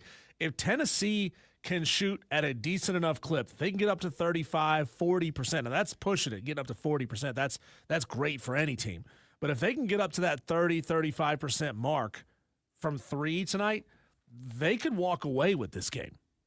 No, I'm with you. And by the way, Michael from Simpson, I say Michael from Simpsonville. I don't know if it was Michael from Simpsonville, but Michael, our resident Furman fan who calls in a lot to talk Furman basketball, Michael was the one that asked us a couple of weeks ago about that. Like, do you buy into that beating a team 3 times theory? I'll say for Kentucky, look, they deserve a lot of credit for the season they've had. Lamont Butler is as good as they get right now. He's the X factor. He's veteran. He's been there. I like veterans late in the tournament. I like veterans in the tournament, just in general. But when you talk about guys who are older and a little bit more experienced, I'm not saying Tennessee's not that, but he's playing. Lamont Butler Diesel's playing his 5th NCAA tournament. In his 5th NCAA tournament, and that's a lot. Like, you go poll America and find out how many players have played in 5 NCAA tournaments. He seems to thrive under the pressure, right? He had 14 points in the round of 32. I think he'll probably be able to match those 14 tonight as well. Kentucky's 5 starters, Diesel, average over 10 points per game. So I wouldn't call, when you look at Kentucky, I wouldn't call anyone their go-to guy because they're such parity, which is a good thing, right? Having that level of distribution can make the team hard to defend, especially when you can't really zone in on one guy. I think this matchup could be down to the wire, final few possessions. You know, we talk about like, beating a team 3 times. We talk about, these teams are familiar with one another because they're SEC teams. I don't really think any of that matters tonight. Like, It's a Sweet 16 game where I think this game truly will come down to the 2.5 minute mark. Yeah. I think will decide this game tonight. I'm picking Tennessee, but I'm not. I mean, like, if you had to put your hard-earned money on this game, it's tough. It is. It's a tough one to pick. Now, Tennessee, they handled Wofford fairly easily. They handled UCLA fairly easily. Problem is Tennessee is not scoring a ton of points in this tournament. 77 against Wofford, 67 against UCLA. Their defense is fantastic. Tennessee's defense is really good, and that will be what keeps them in games, but they need to pick it up offensively. They have got to score 80 points if they want to stand a chance against Kentucky tonight. Kentucky's going to get off their shots. Tennessee allows a near 45% shot rate. T. Swizzle joins the YouTube stream. He says, Tennessee is locked and loaded. To me, though, elite true point guard, shooting guard that can light it up, and a big that can stretch you to the three-point line. What's up, Tolo, says T. Swizzle. What's up, T. Swizzle? Good to hear from you, and hope you're having a fantastic Friday. This is a good matchup because, like, you talk about Rick Barnes, we all know how good he has been and what he means to the sport, Diesel, but I look at it from the other side is with a guy in Mark Pope who's in his first season, came from BYU, and really has not allowed this program to drop off one single bit. I mean, you could argue today that they're better with Pope than they were Cal in the last few years. Yeah, I mean, Cal was I know it's people will laugh and say what happened last night confirms it, but Coach Cal was a Sweet 16 coach. He can get his teams into the tournament. He can get his teams to the Sweet 16. Outside of that, he's pretty terrible over the past 10, 15 years. Look, here's the deal. I don't know if I'm still confident in Tennessee to get it done tonight. I do. The more I read into it, maybe I shouldn't. The more I read into it, the more I like Kentucky tonight. I will say I like Tennessee to win, but I also will take the 4.5 points. 4.5 seems like a lot. If you could tease it or buy it up to 5.5, maybe tease isn't the right word, but if you could buy a point and maybe not get too expensive if you're into that, buying a point and somehow getting this one at 5.5, Kentucky plus 5.5, I think that's a really, really good bet. On the other side of the break, we are joined by Aaron Fitt, editor-in-chief of D1Baseball.com. He talks all things college baseball. Just put up a big article about Clemson within the past couple of days. We'll dive into that article with him because it's behind a paywall, Cole, and I couldn't read it. So we'll have to talk to him about it. That's why he's on the show. That conversation is coming your way next. 97.7 FM in Greenville, 97.1 FM in Spartanburg, and everywhere on the free Odyssey app.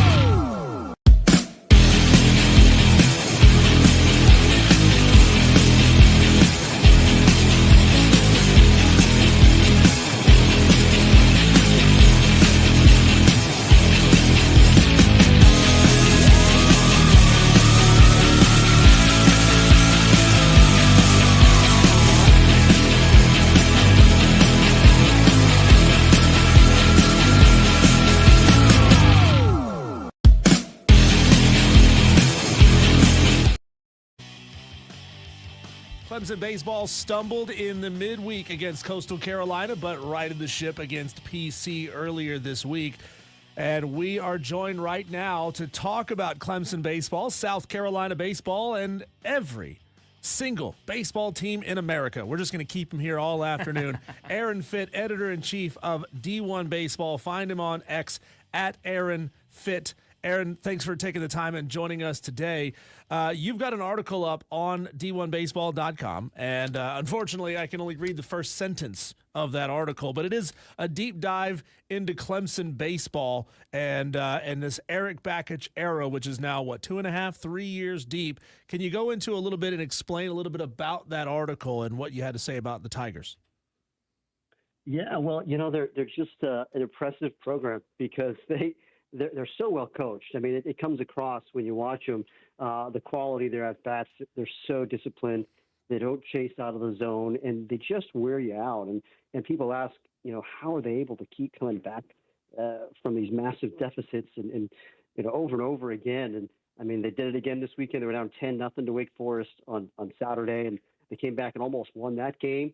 It fell short 12-10, and the next day they're down 6-0, and they come back and win again. And the answer, I think, is they just wear you out. They exhaust you because, they make you beat them in the strike zone. And, if that crowd is on top of you, they're loud, and music's going, and it rattles the opposing pitchers, and it makes it hard to throw enough strikes. And when you do throw a strike, they can punish you when you're in the zone. And so I think that's the answer is they have an incredible amount of confidence and willpower, but they're also just so disciplined up and down the order.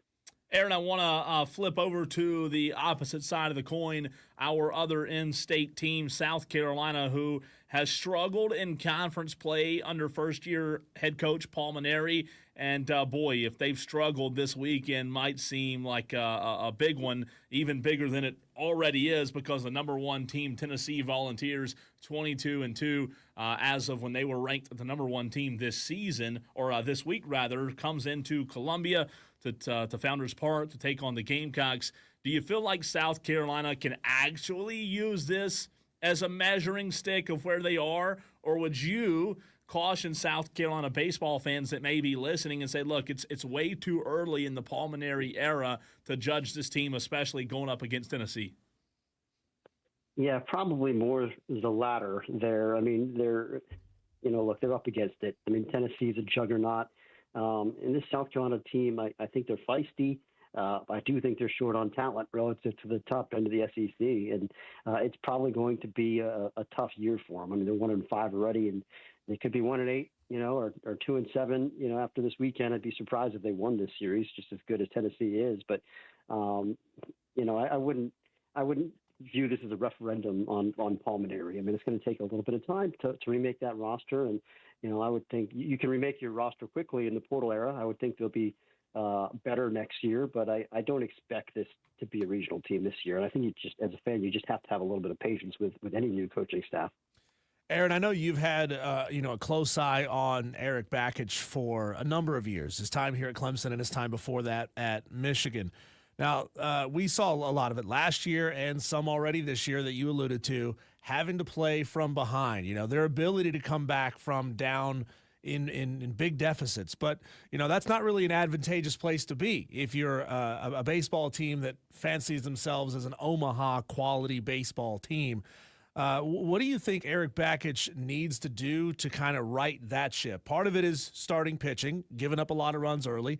And part of it is just getting the bats going early. So how do they fix those things? And can you point to any examples, really, of teams that are come-from-behind teams, that's their identity, who have made deep runs and Omaha runs lately?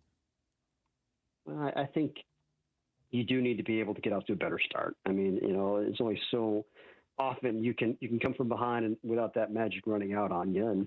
And I do think the number one thing is you need to get better starting pitching. Obviously, you've got Aiden Knock, who's an All-American, and that's great on Friday. But the rest of the weekend, I mean, Ethan Darden is a fine weekend guy. I mean, he's usually going to give you a chance to compete. He didn't have a very good outing last week, but I think if you got him in the rotation, whether it's your Saturday or Sunday guy, okay. They need to figure out Sunday, and I think part of that is getting some guys back from injury. I know Talon Bells is back now. He's worked in the midweek, and that could be, I think, an answer in that Sunday spot. I think Michael Gillen is maybe a couple weeks away. They were really high on him coming into the year, and he's got real good stuff. I mean, mid-90s fastball with a wipeout slider. That can be a guy that can give you some length on a Sunday once he's up and running. Losing Mulder in the preseason, the talented freshman they were really hoping would be a weekend guy, that was a big blow. And they've been able to overcome that so far, but they certainly need to find an answer to that Sunday spot. I think that's the number one thing. When you look at the top 10, Aaron, and you're looking at the Tennessees of the world and the Arkansas of the world, who South Carolina just saw and got to introduce themselves to last weekend, a top 2 team in Georgia, Florida State, Oregon State, and you talk about Clemson being the 6th best team. When you look at the very top, Tennessee obviously coming off of a championship a season ago, how far in your mind do you think Clemson is from the top teams in college baseball? Well, I think the teams at the very top, Tennessee and Arkansas, kind of separate themselves with their starting pitching, and I would even put Florida State in that category as well. I think Florida State's 3 weekend guys are really good. And only one of them is a returnee. I mean, Jamie Arnold, of course, might be the best pitcher in the country, but they did a great job getting 2 new pieces to go with them in Joey Vellini and Wes Mendez, portal guys that have great stuff and have taken a big step forward. And so that's, all these teams I think are very capable in the lineup. Really everybody in the top 10 you look at, there's lots of good position player groups. But it's the starting pitching for me that is a little bit of a separator. I do like Clemson's bullpen. I think they can mix and match with you pretty well. And, obviously Lucas Malstead's a real weapon at the back, and I like Drew Titsworth. And as kind of a moment of truth guy, it's pretty nasty. That low slot, it's 94, 96 with a pretty good slider. So they've got some weapons in the bullpen. It's just maybe that starting pitching is a little short of those very top contenders, but it's a long way to go yet. And I think as Clemson gets healthier, maybe they'll kind of solidify that rotation and they'll be in that very top tier. Aaron, how high are you on the Coastal Carolina Chanticleers? They had been ranked ahead of the Clemson game. They were ranked, I think, number 21. I don't know if it was in your poll, but it was in one of the major polls. They took 2 of 3 against East Carolina, fine baseball team, 2 of 3 on the road against them, tough midweek game against Wake Forest, and then they were on a bit of a tear after that before they ran into Troy, another really good baseball team, and ultimately getting the win at Clemson on Tuesday night. How far can this team realistically go this year? I think they got a good club, and they're just outside our top 25. And as you mentioned, they were ranked last week before they lost that Troy series, but it was a competitive series on the road. Lost 2 out of 3, no problem there. I mean, I think Coastal is better in the rotation than we expected. Riley Eichhoff's a nice veteran piece there, and Cameron Fluke's super talented guy that if he throws enough strikes, he can shut you down. And then Jacob Morrison, coming back from injury, has been a nice addition. So you got 3 pretty good weekend starter guys. You've got some length and some depth in the bullpen, some good arms back there that can match up with you.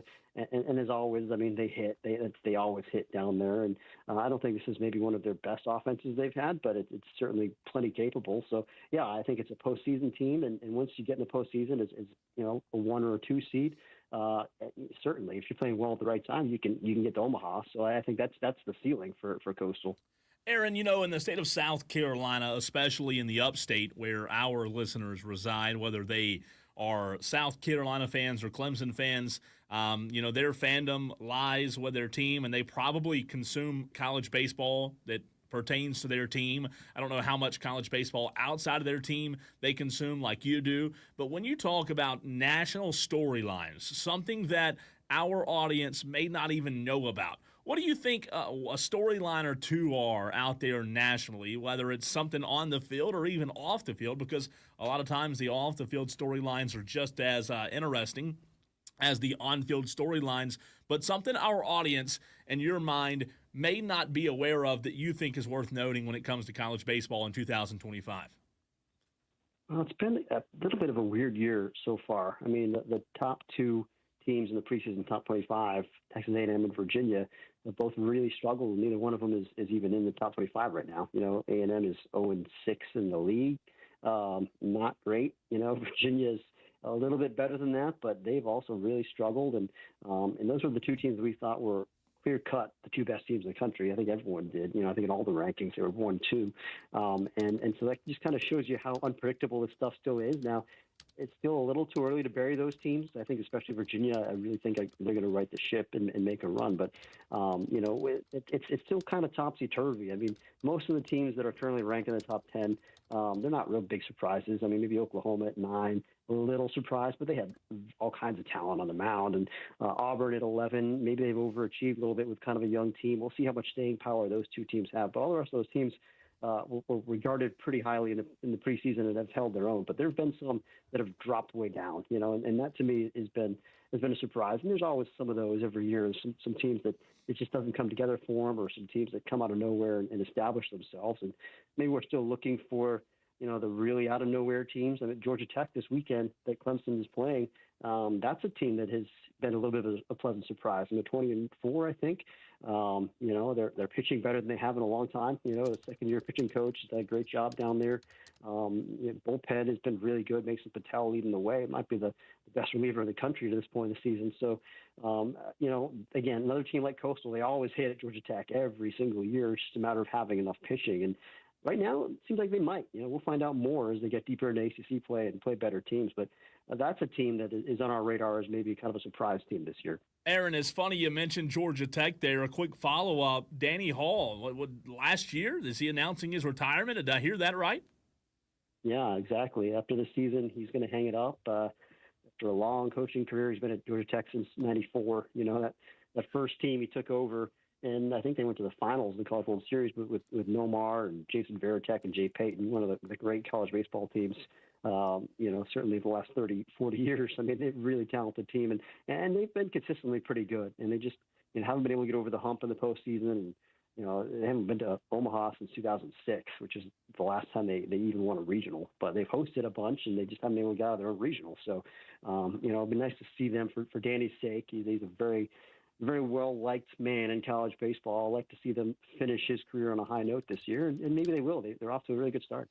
Joined by Aaron Fitt, editor-in-chief of D1Baseball.com. Aaron, yesterday we were fortunate enough to have on a name that you'll probably recognize. We had on Jay Paterno, Penn State trustee, son of Joe Paterno. And we were talking about a lot of the changes that are coming to football when it comes to this new House versus NCAA settlement. Now, I've lamented the change to fully funded scholarships because I've always believed that, maybe a Coastal would have a chance to get a recruit over Clemson because they could offer him a slightly higher percentage of his scholarship. Can you walk me through how some of these changes from House versus NCAA will impact college baseball? And do you see them sort of disproportionately benefiting the bigger schools, or will everybody benefit? Well, certainly not everybody, because not everybody can afford, to give out 34 full rides. And so I think the power conferences will continue to separate themselves, because most of those leagues, I think, will do that. We'll give out full rides to everybody. But I also think that those really good high mid-majors, the Coastal Carolinas and, Dallas Baptists and East Carolinas, those kinds of teams, Southern Miss, they really care about baseball, and they're invested, and this gives them a chance to kind of, really play in that big pool with the Power Four teams and separate themselves from the have-nots, because I think you'll see a lot of those teams will give 34 or close to 34 full scholarships. And so I still think it's kind of an opportunity for those teams as well. But obviously, the gap between the haves and the have-nots continues to grow. The NIL stuff is not going away. And, we've seen places like Coastal, they've done a pretty good job with their NIL. They've been able to keep some of their really good star players from transferring. Caden Bodine comes to mind, their star catcher. Everybody wanted that guy 2 years in a row in the portal, and he didn't go in the portal. He's committed to Coastal, and credit to him and credit to the job they've done developing a collective there. But, long term, I do think we're headed toward a scenario where maybe it's like a football model where it's 1A and 1AA or whatever. There's a bifurcated Division I system, because I just think eventually it's going to be really hard for those lower level teams to compete. Hey, Aaron, for those out there, including myself, who have followed college baseball, especially when Vanderbilt was in their heyday.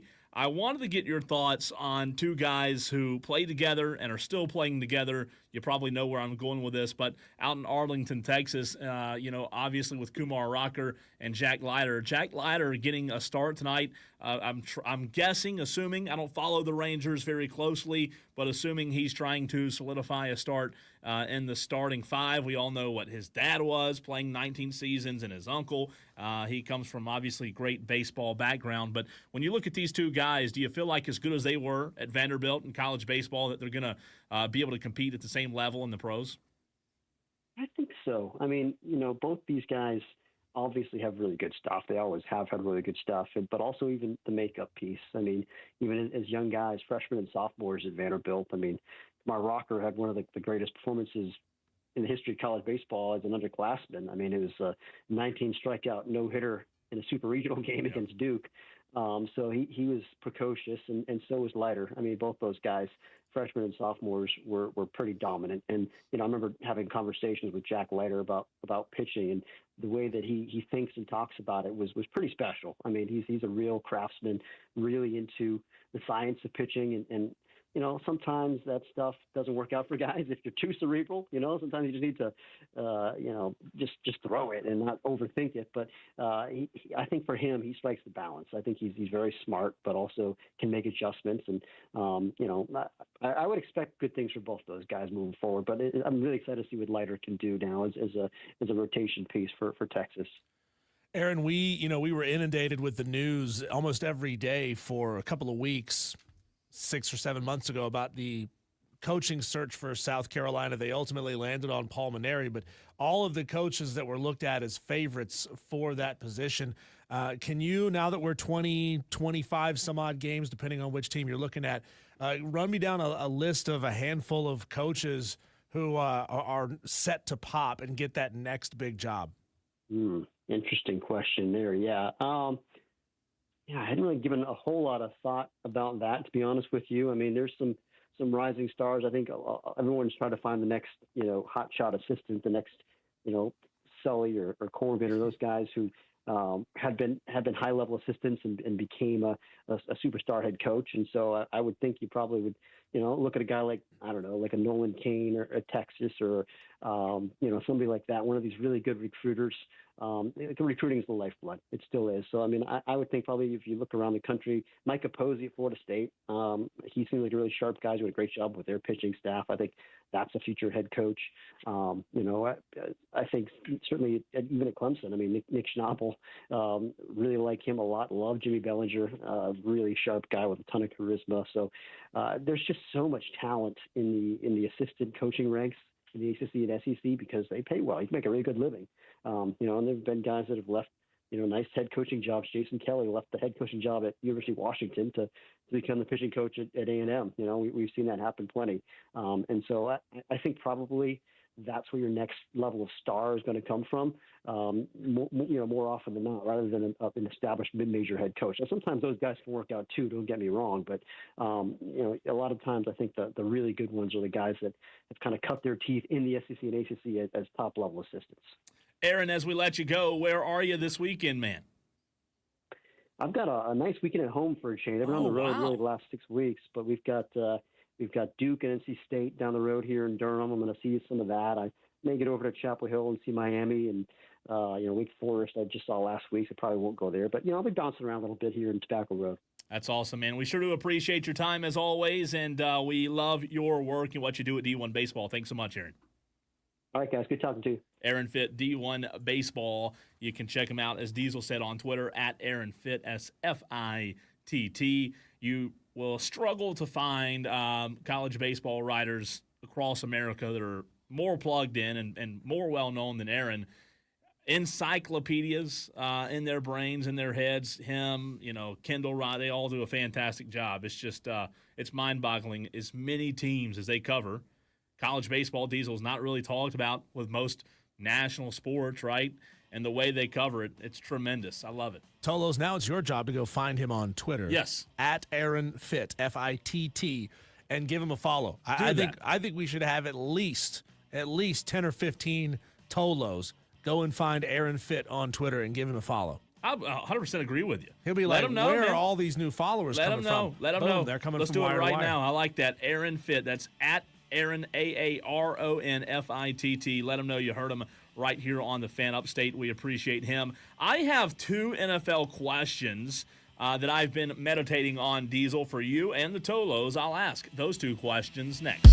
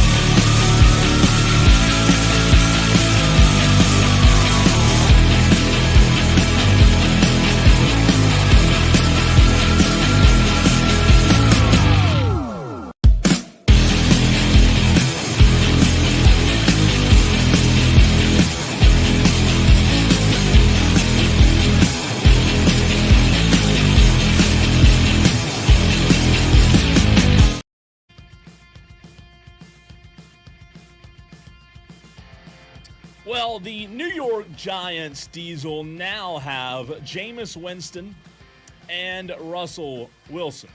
Two quarterbacks. Obviously, Jameis expected to be the backup as of right now in the Big do Apple. they really have one full quarterback right now? Well, half plus a half equals one, right? And if you got two halves, that equals a whole. They can play like one and talk like the other. Yeah. Then you'd have a good quarterback. Ultimately, it's an interesting signing that what the New York Giants did, adding Jameis before they added Russell Wilson. So I have two NFL questions to ask you and the Tolos today. Does Russell Wilson, the first one, does Russell Wilson elevate the Giants? Now, the question is broad. It's general. Does he elevate them at all? That's the question, because when you talk about elevating them, Diesel in a division with Washington, who's really good, with the Eagles, who just won a Super Bowl, and Dallas, who has up and down seasons, it's going to be tough in this division. So when you talk about elevation and what Russell Wilson does for this New York Giants franchise, how far do you think he lifts this franchise? Do they go from a 4-win team to a 6-win team? Do they go from a 6-win team to an 8-win team? Is Russell Wilson by himself good enough for 2 to 3 wins in your mind? Because of the division, I'd probably lean no. That's not good. I mean, Russell Wilson probably buy you a win. I mean, Just one. I mean, they were rocking Daniel Jones and Tommy DeVito last year. They were 3-14 last year. Yeah. I mean, 4 wins. Yeah. I mean, I feel very confident saying 4 wins.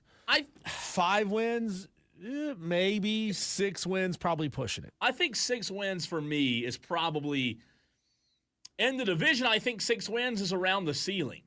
I don't know that the ceiling's much more than 6 wins. Russell Wilson was placed in an interesting situation in Pittsburgh where they started like 4-2, I believe, last year with Fields, and then they went to Russell Wilson, and the season never really took off. I don't think he's anywhere in terms of the quarterback that he used to be. I think the ceiling is somewhere around 6 wins. Tolos, would you agree, disagree? Russell Wilson ceiling New York 6-ish. That can be 5. That can be 7 wins. I don't know. I don't think it's going to pan out in terms of it being just a fantastic move, but it is at least interesting. It at least gives them – listen, he's better than Daniel Jones. Yeah. I don't know if he's better right now at this point in his career, but he's a bigger name. Right? So the Giants are going to draft 3. And you got to think Tennessee's going QB. Are the Giants essentially, calling their shot, saying we're not going QB at 3?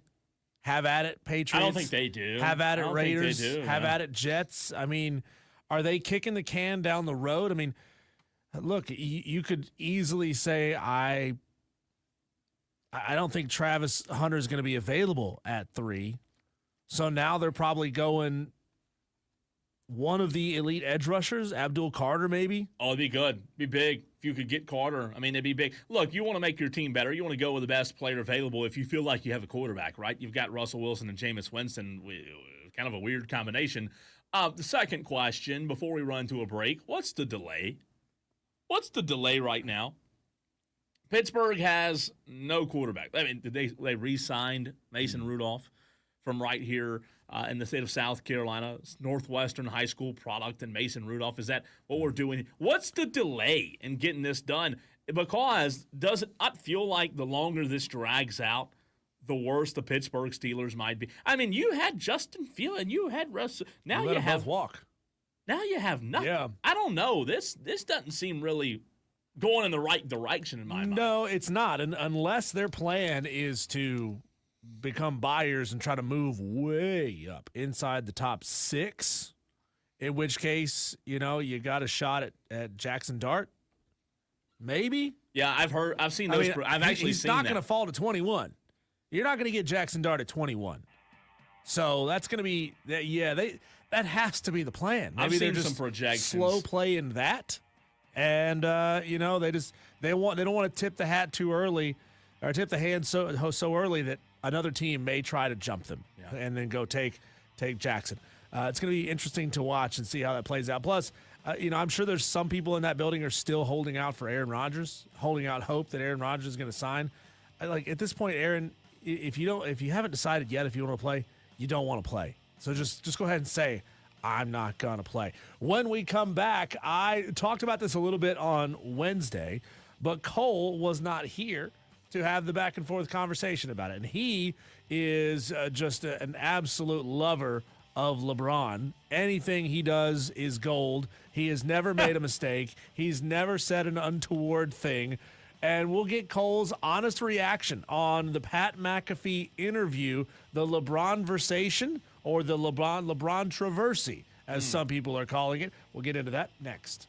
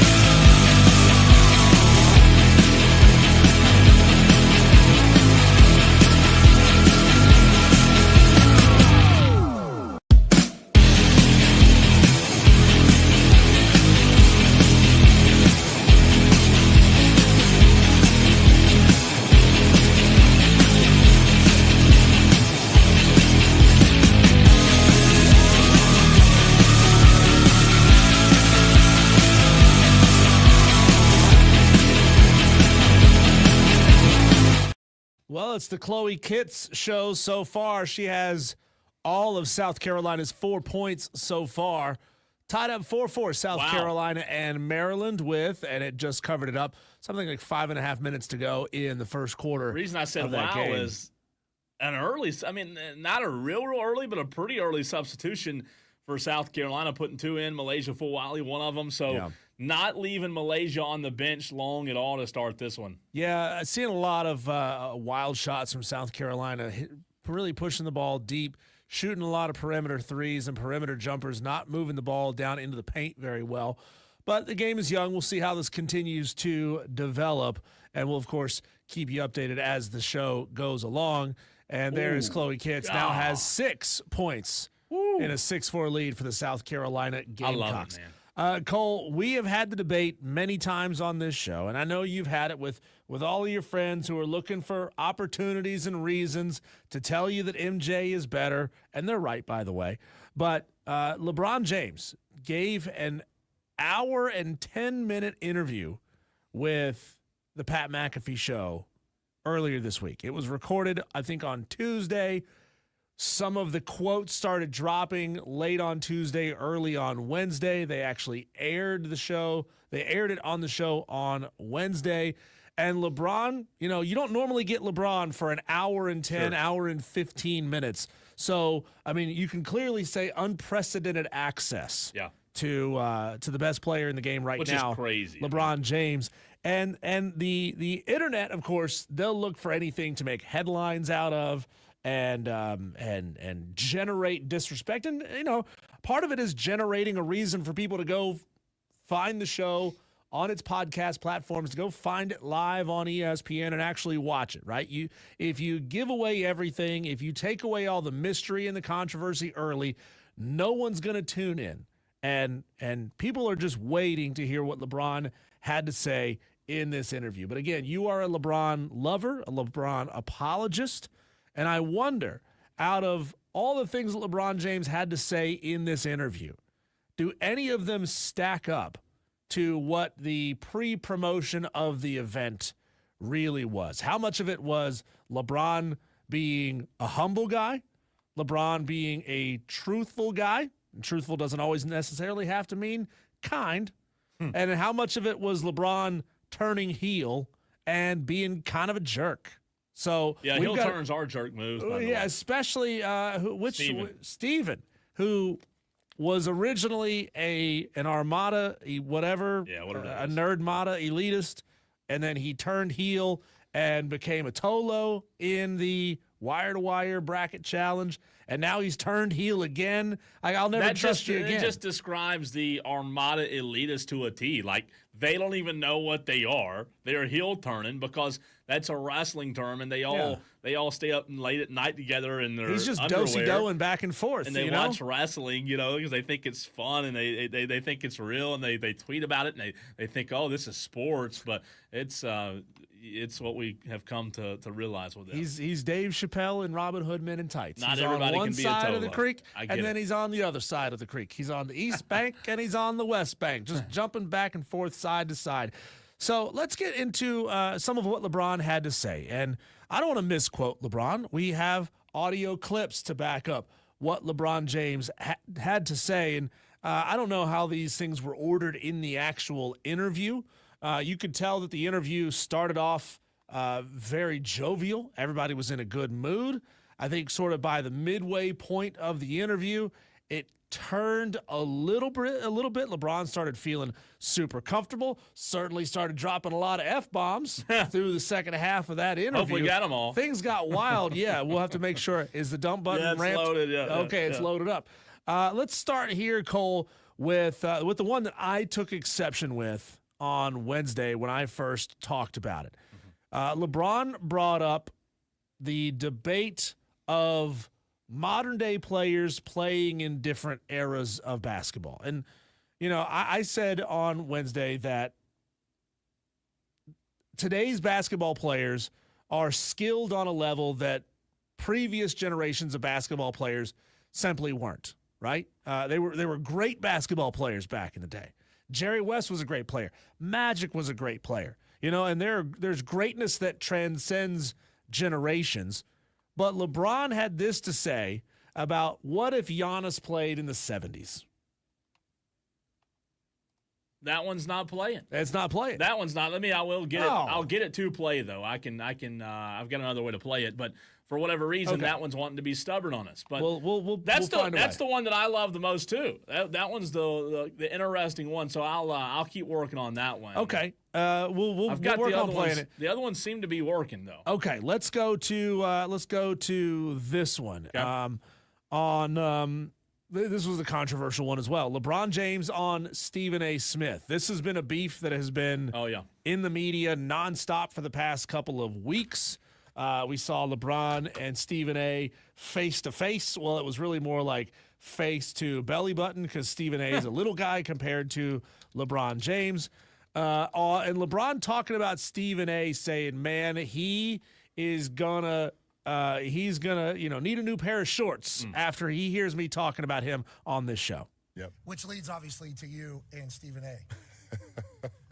Hey, legit, that feels like a moment that had been brewing for a long time. He's like on a Taylor Swift tour run right now. Oh yeah, yeah, we're watching it. Yep. We're all seeing it. Oh yeah, you're seeing it as well. He literally, it started off with, I didn't want to address it. Yeah, sure. I didn't want to address it. I wasn't going to address it.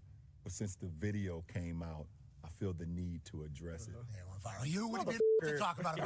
Are you kidding me? If there's one person that couldn't wait to the video to drop so you could address it, it's your ass. Like seriously,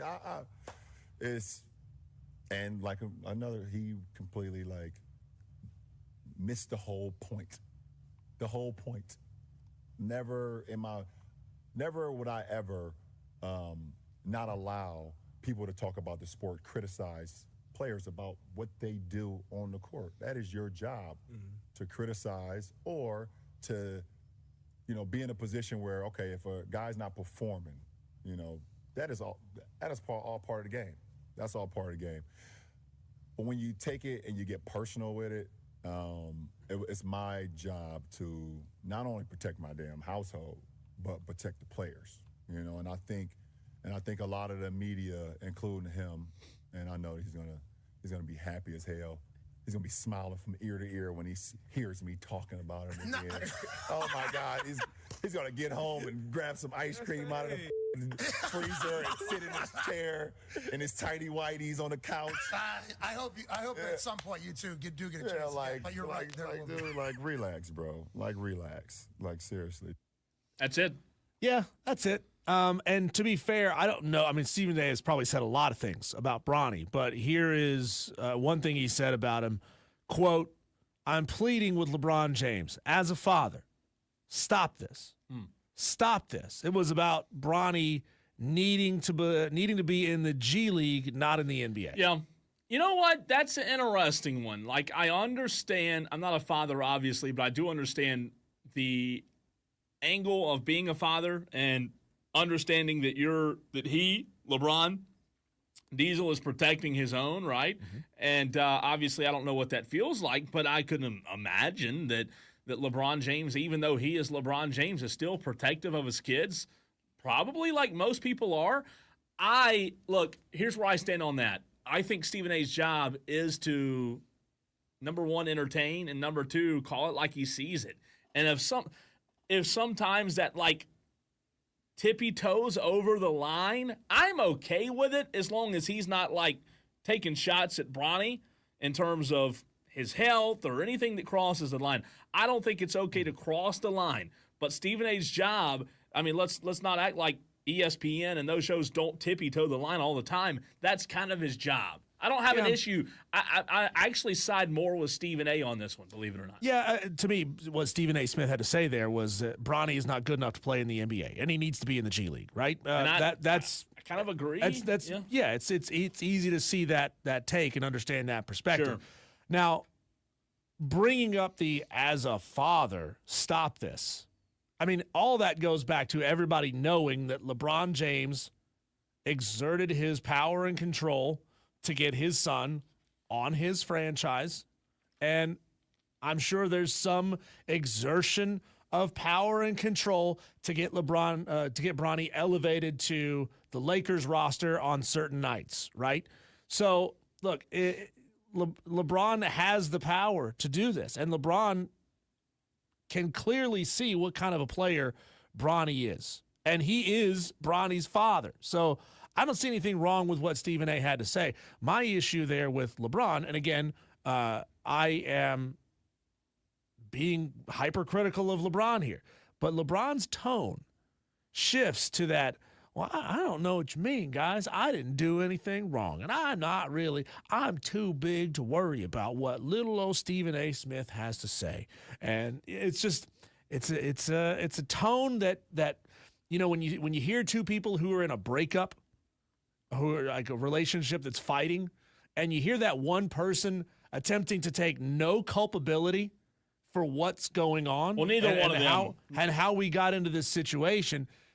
He's just he's trying to protect his own image there. Well, Stephen A.'s doing the same thing, though. Neither Stephen A. or LeBron, both of them are the same in terms of they're not going to back down. They're just going to keep going and going and going and building it up. And both of them have too big of an ego in their positions to say, you know what, maybe I was in the wrong. That's not going to happen with those two. It's not. Now, even though the audio wouldn't play on the Giannis, Diesel, I did want to touch on that, scoring 250 in the 1970s. Says Giannis would score 250. Obviously, I don't take what LeBron said as literal. I don't. Sure. Do I think Giannis, a guy like that, would score a bunch of points in the 70s? Well, here's what I'll tell you. Go on YouTube, go watch NBA basketball in the 70s. And then you call the show, you call me, and you tell me. I think he'd have 40 a night, 50 a night. He averages 24 now. Diesel, no disrespect to the players in the 70s, but Giannis, the freakish athlete that he is, he would have a lot of points in the 70s. I mean, a lot. I mean, I don't disagree that Giannis would score more than 24 a night. I think Giannis would easily have 30, 35 a night if he was playing in the 70s, but it's a different style. It was a different style of basketball back then. It was a beating and banging, everybody slamming into each other brand of basketball. And are we trying to say that brand of defense would have no effect on Giannis's game? I mean, that's totally it's totally one-sided there. It's we were talking about the Braves earlier and saying that the Padres' late inning pitching certainly deserves an awful lot of credit for shutting the Atlanta Braves hitting down. So yeah, the hitters weren't hitting, but the pitching was a big part of the reason why the hitters weren't hitting. I don't know what. So I think there has to be a recognition of cause and effect here. Yeah. Right? Just like if you took a guy from the 70s, pick a great player from the 70s. Jerry West. If you put Jerry West in there, he would be used to lowering the shoulder and banging into people, and he'd foul out by the end of the first quarter. So Jerry West's production would probably come down because if you took his style of play and you brought it into modern basketball, you just crane gamed him out of the 70s and you put him in 2025, he would foul out in the first 10 minutes of the game because you can't play like that anymore. There has to be an acknowledgement of both of those things. There is. I just think I don't know that I agree with the beating and banging like tough defense in the 70s. I think Giannis would dominate everybody in the 70s. Jerry West, you name it. I think Giannis, with his body and his physical ability, I don't think it would be fair. I think they would probably come up with a Giannis rule, but it would be interesting. I love the 250. So you're saying it'd be like Cooper Flagg going and playing in this South Carolina Maryland women's game, playing for one of the teams? Yeah, maybe. Wow. I don't think it'd be fair. Wow. You want to go to the phones real quick? Yeah, let's go to Tom in Somerville. Tom in Somerville. Tom's been hanging. I assume wants to talk about LeBron. Is that right, Tom? Hey, guys. Yeah, I'll say this about LeBron. Politically, I don't care what he has to say, but when it comes to the game of basketball, he should be able to say whatever he wants. He is the absolute greatest human being to ever play the game of basketball. It's not a competition. It's not even really up for debate anymore. He is hands down the greatest basketball player to ever walk the planet. So when it comes to the game of basketball, he should be able to say whatever he wants, and that's that. Now, I do want to touch on one thing and get y'all's opinion real quick, if y'all don't mind. Yeah. And it was an article put out today by Gamecock Central. I believe it was Gamecock Central. It might have been Go Gamecocks. Yeah. But about how the women's basketball program is at a $5 million deficit about, every year. At least this current year, they were at a $5 million deficit. And, if it was my opinion, I say move on and put the money towards football. Just wanted to get y'all's thoughts on that. And when it comes to the Braves, if we could just say a prayer for the Braves bullpen. Chris Sale, he was awesome yesterday. And the bullpen just, my goodness, we could go get a little league out there and do the same thing. So just say a long prayer for the bullpen and that Chris Sale can stay healthy. Because when this Braves team gets healthy, the offense is going to be awesome. Yeah. I think we saw that yesterday. But really just wanted to get y'all's thoughts on the deficit from women's basketball, especially with how much they're on national TV and bringing revenue in. But other than that, Tom, real quick, can you give a very quick understanding of what the article went into? I don't know enough about it. Enlighten me a little more on it, of what it said. So essentially, it is to dumb it down. The University of South Carolina women's basketball program, at the end of the year, they're losing $5 million, meaning they're spending $5 million more than they're making because of women's basketball. And it was put out earlier this morning. And just wanted to kind of get y'all's thoughts on that. I mean, obviously, women's basketball as a whole is a non-revenue sport. Sure. We all kind of knew that. Mm-hmm. But I, for one, was actually shocked that the loss was that high. And it with the new revenue sharing and everything that's coming into play next year, like it raises a lot of questions. Well, what is going to happen with all of non-revenue sports moving forward? And where, if you move on from those sports, how do you allocate that said money?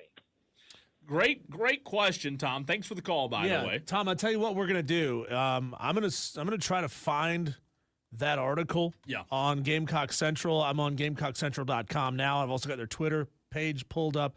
I'm going to see if I can find that article because I want to be able to answer the question from having read the article in its entirety. Yeah, Am I shocked that South Carolina women's basketball loses money? No, I'm not. You know what? Like, my quick answer, Tom, before I read into it, maybe we can come back to it in the 6 o'clock hour, but my initial thought is I know $5 million seems like a lot, but you know what? At the end of the day, if in an athletic budget, it's nothing. If you're able to rob Peter to pay Paul, $5 million might not be that big. I know it sounds like a lot, but if your team's hanging banners, I don't know.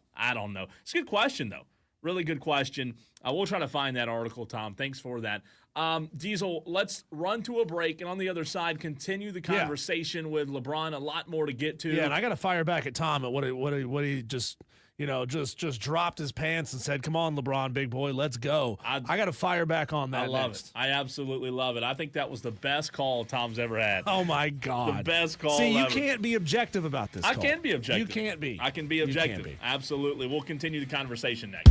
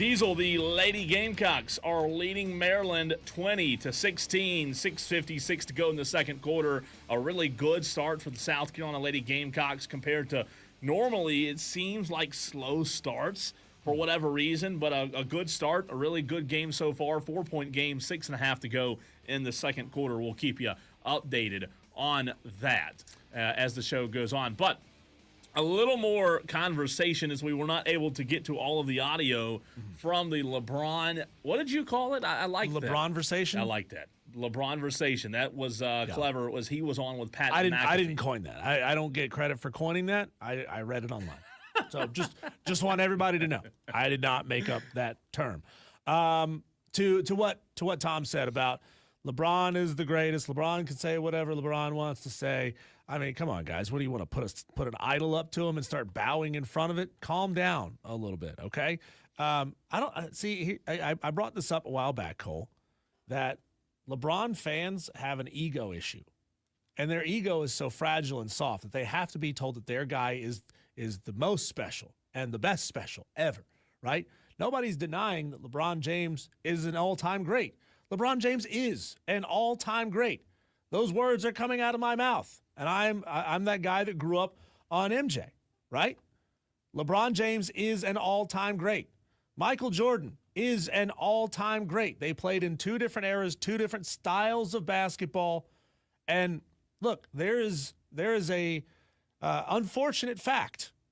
There's a lot of people whose nostalgia will not allow them to see LeBron James as a better basketball player than Michael Jordan. Completely different body style. He's taller than Michael. He's more muscular than Michael. He's got more power than Michael.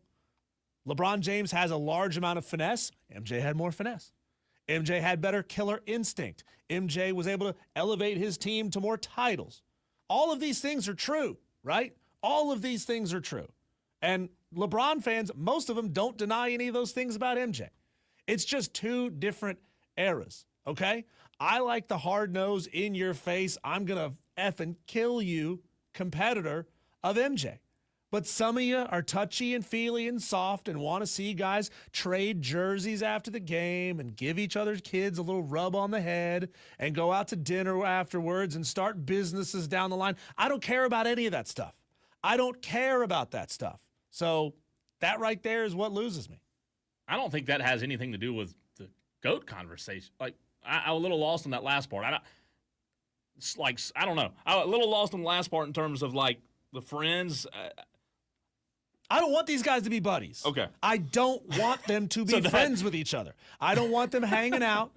I don't want to see them on Instagram in pools with each other, because that means to me, whether it's true or not, and I guarantee you it's probably not, okay? I'm freely admitting it's probably not.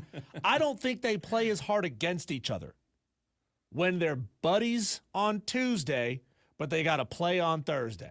I don't believe that they want to win as badly as players back in the day used to. And I could be wrong about that. It's just a feeling that I can't shake. It's more than a feeling.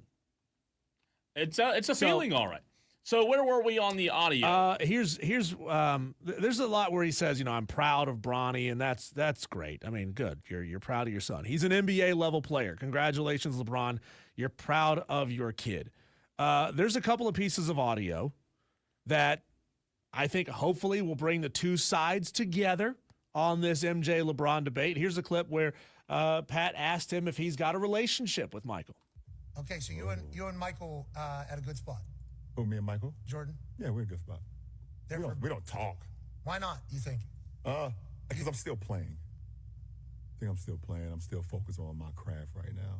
When you're done, you think you two will be the only two that can have a conversation? I hope so. The funny thing is, me and Kobe, besides our, the late, great Kobe, obviously, me and Kobe never had a real relationship either until we was on the Olympic team. We had a great relationship there.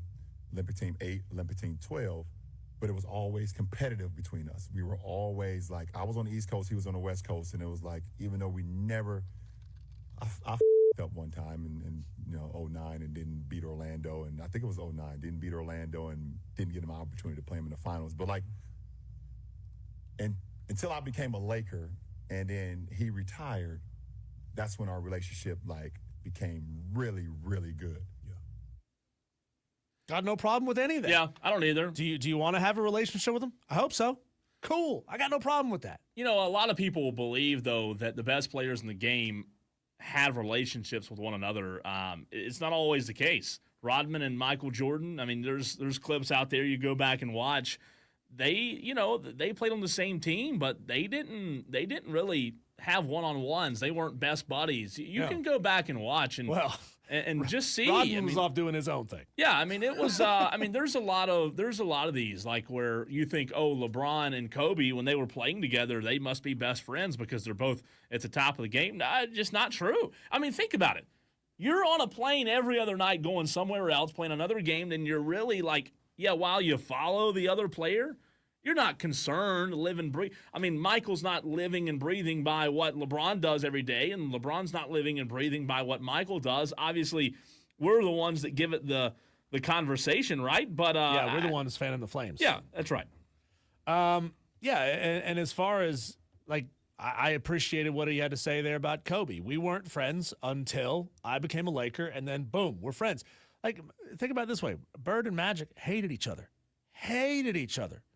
Until their careers ended. Okay, now we're not competing with each other anymore. They probably go compete on the golf course or something like that. And I'm sure there are elements of that come back up. Here's one that I did have a problem with, Cole. And maybe you tell me you don't have a problem with this. LeBron James on the flopping. LeBron James was asked, like, about all of the fake foul calls that the basketball watching public says he gets. Can't handle it. Nah, yeah, I'm like. Why? What's your name? Okay, let's talk about you flopping all over the place. Yeah. That's why people get mad. Yeah, I know. Now, why do you do that? Patrick Mahomes does the same thing. He's the greatest of all time for us. In the conversation of the greatest of all time, the rules indicate that if you're to hit him, he gets 15. No doubt. Is that the same thing for you? I wish. Because I am, like, literally over, like, the last 5-6 years why everybody's been claiming I flop all the time. I'm like in the bottom half of free throw attempts per game. Oh, they won't give you the whistle. You don't get the whistle. False statement, LeBron James. You know the funny thing is, I have a lot of teammates that be like, they come to the Lakers, and they be like, man, when I used to play against you, I used to think you got every call, and I hated it. And now that I'm your teammate, it's like, oh, my goodness, you don't get any calls. Lies. I'm like, hey, don't worry about it. Just keep playing. No, just wait till you see me in the third quarter. I got to go flop good. I practiced on this one last night because there's a video. Okay, flat out lie from LeBron James, and I've got evidence and I've got proof. So what did he say? I'm in the bottom half of the league over the last 5 or 6 years. Did he say league? Is that what he said? I don't remember if he – that's what I didn't really understand what he meant there, okay, to be honest with you. I don't know if he meant league. He didn't say league. I just didn't really understand what he meant in terms of bottom half. He just said bottom half. You would assume league, right? You got to assume league, and maybe he means game. I don't know. But again, I don't expect Pat McAfee to stop LeBron and say, "Hey, LeBron, that's not true," because or know it. You don't even know it. Yeah. Right. I mean, this is a live conversation, and I don't expect somebody back there quickly Googling how many free throws LeBron takes per game. But assuming what LeBron means is bottom half of the league, he's patently incorrect. 24, 25 this year. He's 27th in the league, shoots 4.7 free throws per game. 27th in the league, 27th most, by the way. 23, 24, 16th at 5.7 a game. 2022, 23, 20th at 5.9 per game. 2021, 22, 11th at 6 per game. And 2020, 21, 19th at 5.7 per game. So, I mean, you do the math there. He's averaging somewhere around 5.5 free throws per game.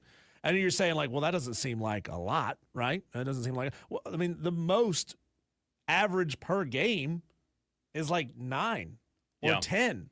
I wonder every year, the most free throws per game for an individual player is right around 9 or 10. So he's shooting somewhere around 5.5, 6 free throws per game and is on average right there in that like 15, 16, 17th in the league most per game. Yeah, I wonder who gave him that information anyways, I mean, who told him that? Did he look it up? Because I doubt he looked it up. I doubt he knows. I doubt he, goes back and looks and see where he is in terms of the league.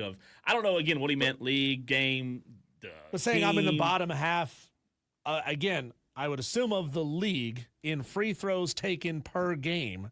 That is patently untrue, LeBron James. Yeah, he should be disqualified from the NBA for saying that. I'm just saying. It's not true. It's not what he's saying is not true. He's trying to say, well, I don't get the fouls. I don't know what you guys are talking about. I don't flop. You can clearly look and see I'm not ever shooting any free throws in a game. You're not telling the truth, LeBron. You're shooting 6 a game. It doesn't seem like a lot, but when you talk about where that ranks per game, number of free throws attempted, he's about 15th in the league every year. Yeah. Also, we had we did the Michael, we did the flops. We've got we did the Stephen A, right? Yes, we did do the Stephen A. Last segment. We have not done Brian Windhorst. All right, we got that for you next. So Brian Windhorst, everybody knows that Brian Windhorst probably was greatly helped in his career by having gone to the same high school as LeBron James. I watch a fair amount of ESPN. You see Brian Windhorst out there all the time. Very rarely, and you'd have to go through the archives of Brian Windhorst drops on ESPN. Very rarely have I ever seen him just go on LeBron love fests on the show that are not related to LeBron going off and having a great game. So it certainly helps that you are in that orbit of LeBron James, but Brian Windhorst is also very good at his job. And I didn't like the way LeBron James talked about Brian here. I see a lot of too. Like I seen Brian Windhorst on one of these shows not too long ago. Like Wendy. Yeah, you played over high school. Wendy, you guys played together in high school. Yeah, right? He was on your high school this team. guy was like, says he's like my best friend. These guys are just weird. That was it. 14 seconds. Yeah. I didn't care for that. I mean, he didn't have to throw Brian Windhorst under the bus. Brian Windhorst doesn't claim to be LeBron James' best friend. He never says I'm here because LeBron, and he doesn't give LeBron extra love and attention and gas him up more because he's his best bleeping friend. Yeah, I just want to know, like from not just you but other people out there. Like you mentioned the other day, there was a show host on this station. Maybe it was Bill Ryder, who was taking issue. I just want to know, do we criticize a player in sports as much as we criticize LeBron? Is there anybody out there? I mean, seriously, think about it. Who do we criticize more than LeBron?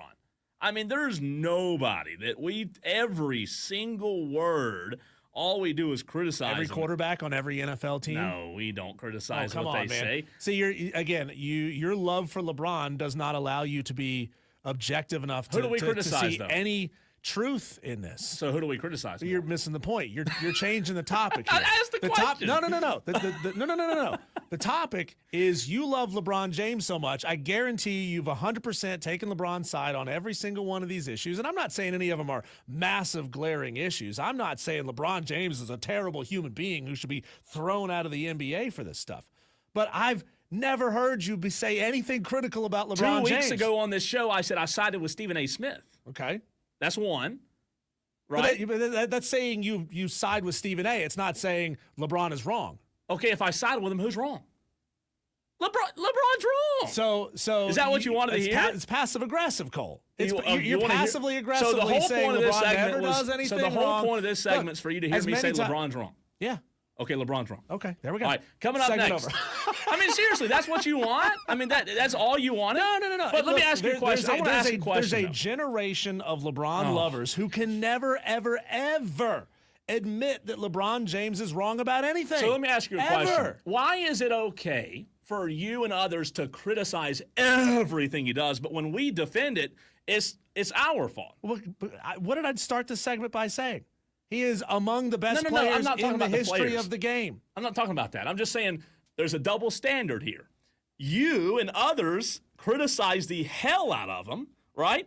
But when I defend them or somebody else defend them, it's a double standard. Because all we're doing, we're defending them. Y'all are criticizing them, but you're fussing at us for defending them while you're criticizing them. So it's a double standard to me. Like, why can we not defend them, but y'all can criticize? It makes no sense to me. Look, I think you can never you can't be objective enough to even see how unobjective you are. I don't know. I don't think that's true. Well, okay. See, there you go. That's your inability to be objective. So the whole point of this segment was just to show that you think what? I'm just I don't know what I mean, I don't know. I'm a little confused here. I'm very unbiased. I said 2 weeks ago that I sided with Stephen A.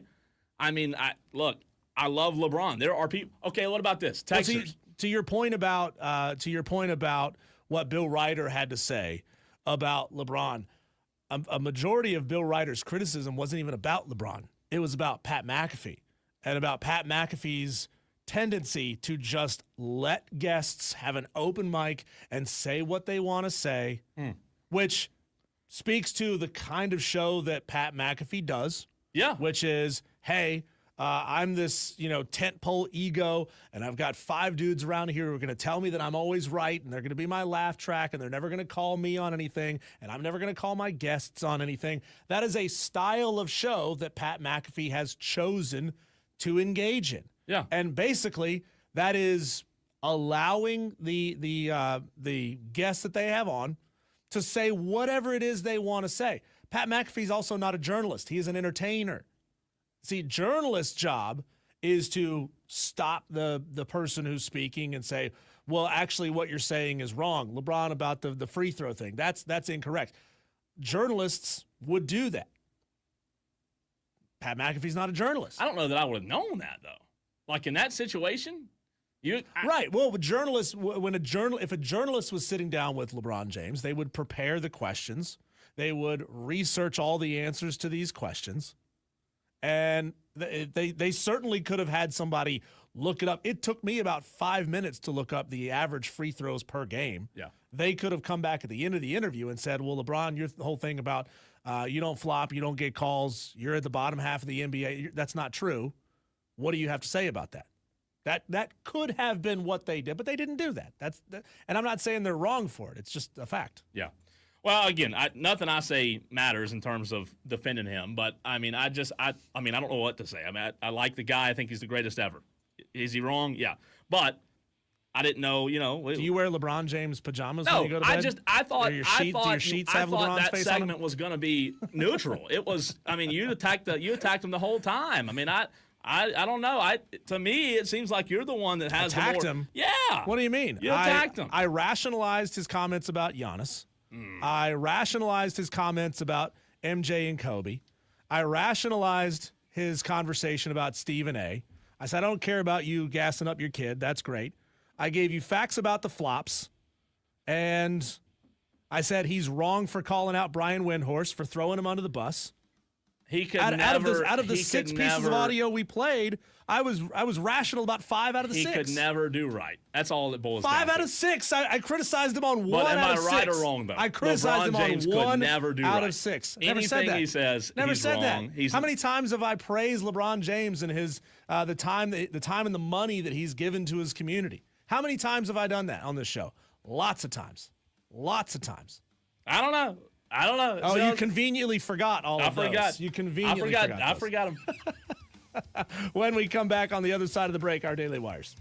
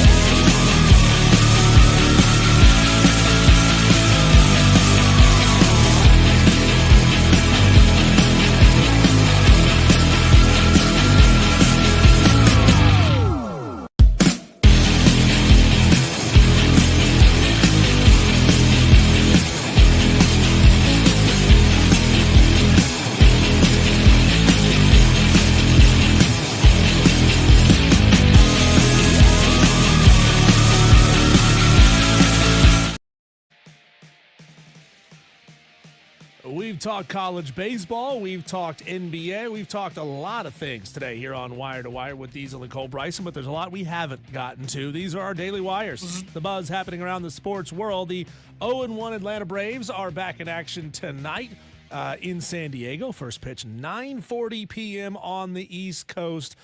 I'd be willing to bet, Cole, over under about 1.5 of our Tolos will be up to finish that game because it's going to be on late. Reynaldo Lopez going to get the start for Atlanta. It's going to be tough. I don't know that they'll be able to. I hate to say this. I don't know that they'll be able to win one game in this series. They might win tomorrow or Sunday, but it's going to be. I don't want to say they're going to start 0-4. I think they might get one, but it's going to be tough. Winners tonight, in case you missed it, in last night's NCAA Sweet 16 Part 1. Florida, Duke, Bama, and Texas Tech. The Florida game and the Bama game both kind of got away. Duke was a tight game. Texas Tech versus Arkansas. That's the one to watch. If you didn't watch it, go back and watch it in its entirety. It went to overtime. Fantastic game. This weekend, Clemson baseball is in Atlanta for a 3-game series against Georgia Tech. First pitch just 13 minutes away.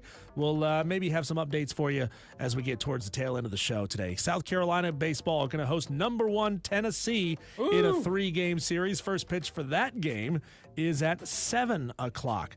North Greenville baseball is back at home this weekend hosting Erskine.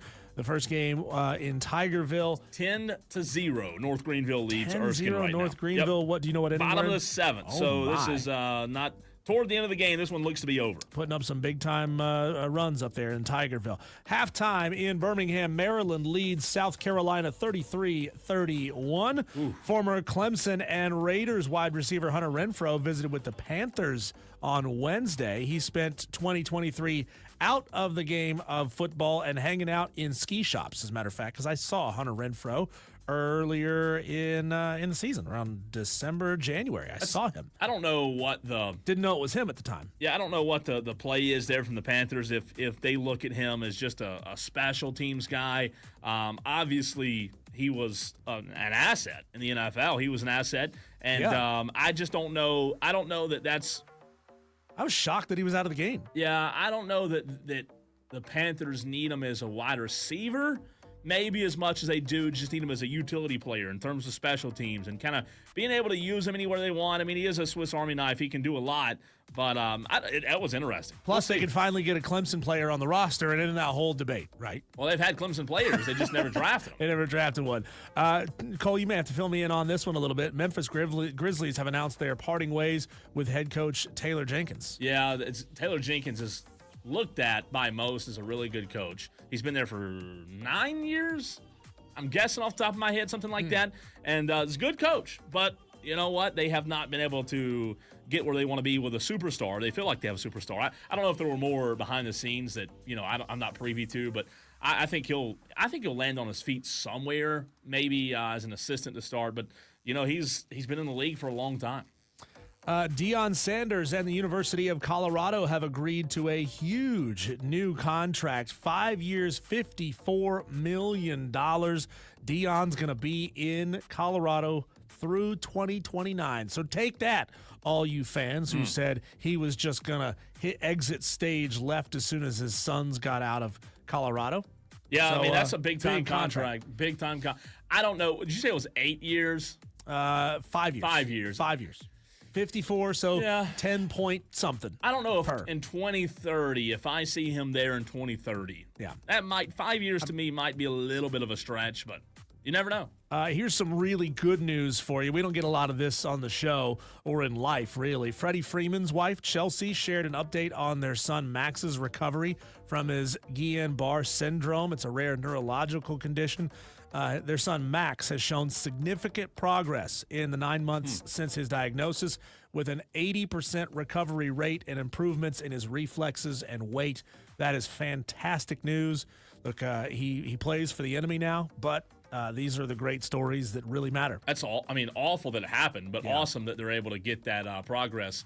A couple of texts before we run to a break. There was a lot in those last two segments. I don't know if I'll be able to get to all of them, but I'll start at the top. Texter says MJ was literally a mess in his personal life. LeBron is opposite. Why don't we criticize MJ for having his dad killed? Same texter also says Cole's 100% right. He could do nothing right. Y'all will always find something. SMH. Texter says no one has ever spewed as much nonsense as LBJ. He's given plenty of ammo to criticize him in the last 20 years, says a texter. Texter says Aaron Rodgers. Aaron Rodgers obviously criticized a good bit. Texter asks, where does LeBron rank on foul calls per minutes played? No idea. Again, I don't know these things. That's a tough stat to look up. Texter says Diesel, stop crying. Okay. The texter says the bottom half of the top 30 is what he meant. Could have been. Texter says, is drop acid with Rodman any day? And Not sure what that means. I don't either. Texter says, sorry, Cole, but it's true. Oh, he was talking about Kobe. This texter from the 804 saying Kobe's the only one that should be in the conversation. I just replied back and said, ha, ha, ha, ha, because it's laughable. It really is. Texter says LeBron's the best player ever. Texter says MJ played defense. LeBron doesn't. Texter says Diesel is clueless. Bron is the GOAT. Texter asks, got a lot of text. Diesel, why do you hate LeBron the player? Don't hate LeBron the player. He's fantastic. Texter says, does Tom know LeBron has a wife? Maybe don't tell him or break his heart. Good text. And I think, let's see, is there any more? Giannis Buckeye against Willis Reed says one time. Oh, that's Giannis against Willis Reed. That's an interesting way to spell Giannis, Texter. Yeah. Buckeye Mike says, no, this is not Buckeye Mike. Janice. 803 says LeBron's a classic narcissist. Shocked he can even leave the house since he probably spends hours admiring himself in the mirror.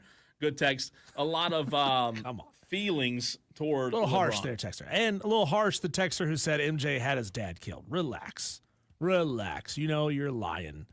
I don't know if he meant like had his dad killed or like if he meant LeBron's Just reading his words. Yeah, I don't know. Just reading his words. I don't think Michael had his dad killed. Do I believe what Michael did in his life was a part of why his dad?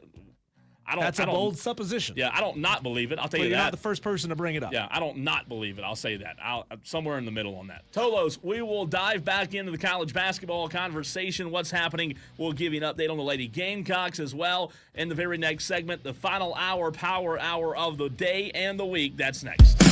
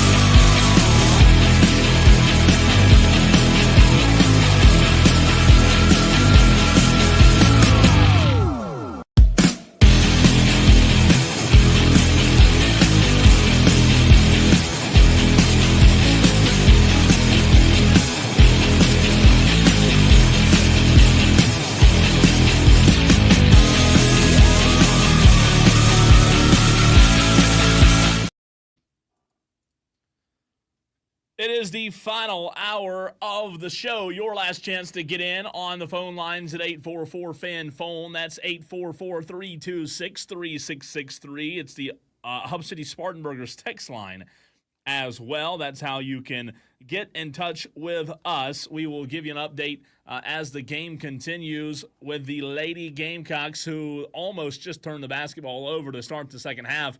JD has called for the upset, so let's see if he can get that one right as Maryland leads South Carolina 33-31. The second half just underway. Diesel, is this one I think is going to be a close one all the way throughout.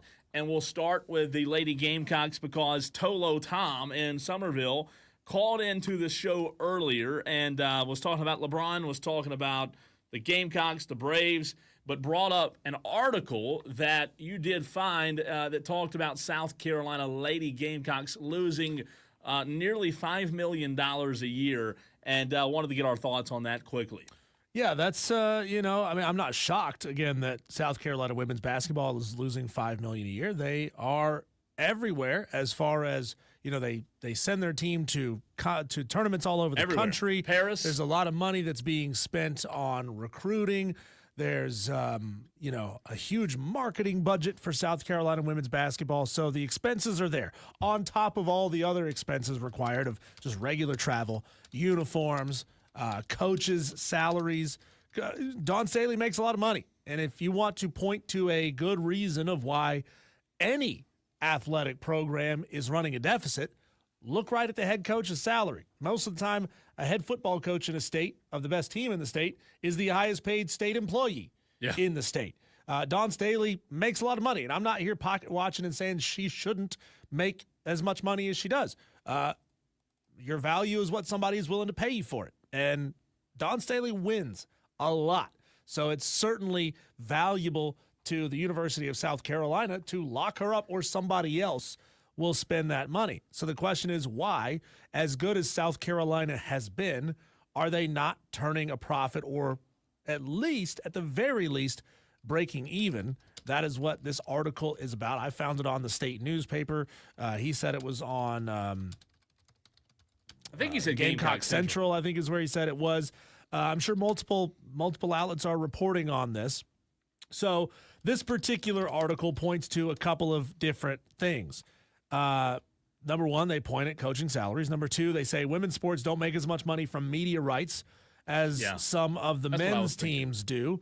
Well, that's because not as many people watch women's basketball. I don't have the numbers in front of me, but I guarantee you, the total collective SEC women's basketball media rights is worth far less than the men's, and the ratings reflect that. Or the ratings are what they are, and the media value reflects the ratings. I'd be interested to know, and this is some research we can do and maybe come back with it next week, but I would be really interested to know how many teams, Diesel, if any, turn a profit in women's college basketball. Because you think of the top programs with South Carolina being up there, with the UConn being up there, right? The Notre Dames, the LSUs of the world. I don't know. I mean, you talk about South Carolina. Yeah, they pay their coach a lot. I would, if I had a guess, I'd say there's less than 3. I don't know the numbers. Usually with football, it's like 15 or 20, and almost all of them are in the SEC and the Big Ten. And then even after that, you're talking about good teams in the Big 12, good teams in the ACC still losing money because it's expensive to run a program. It just is. One thing they point to here is that Colonial Life Arena is always packed. It is. So how about time to raise the ticket prices for games at Colonial Life Arena? You've got a phenomenal product that clearly 18,000 people are willing to come buy tickets to just about any night of the year. You're selling yourself for too low of a price. I did the math on this, Cole. They play roughly 15 home games a year at CLA. 8 times 18,000 tickets. And if they raise the ticket price just by $5 a ticket, you're raising $1.4 million. So that eats into a big chunk of that per season. Yeah. So that eats into a big chunk of that $5 million deficit.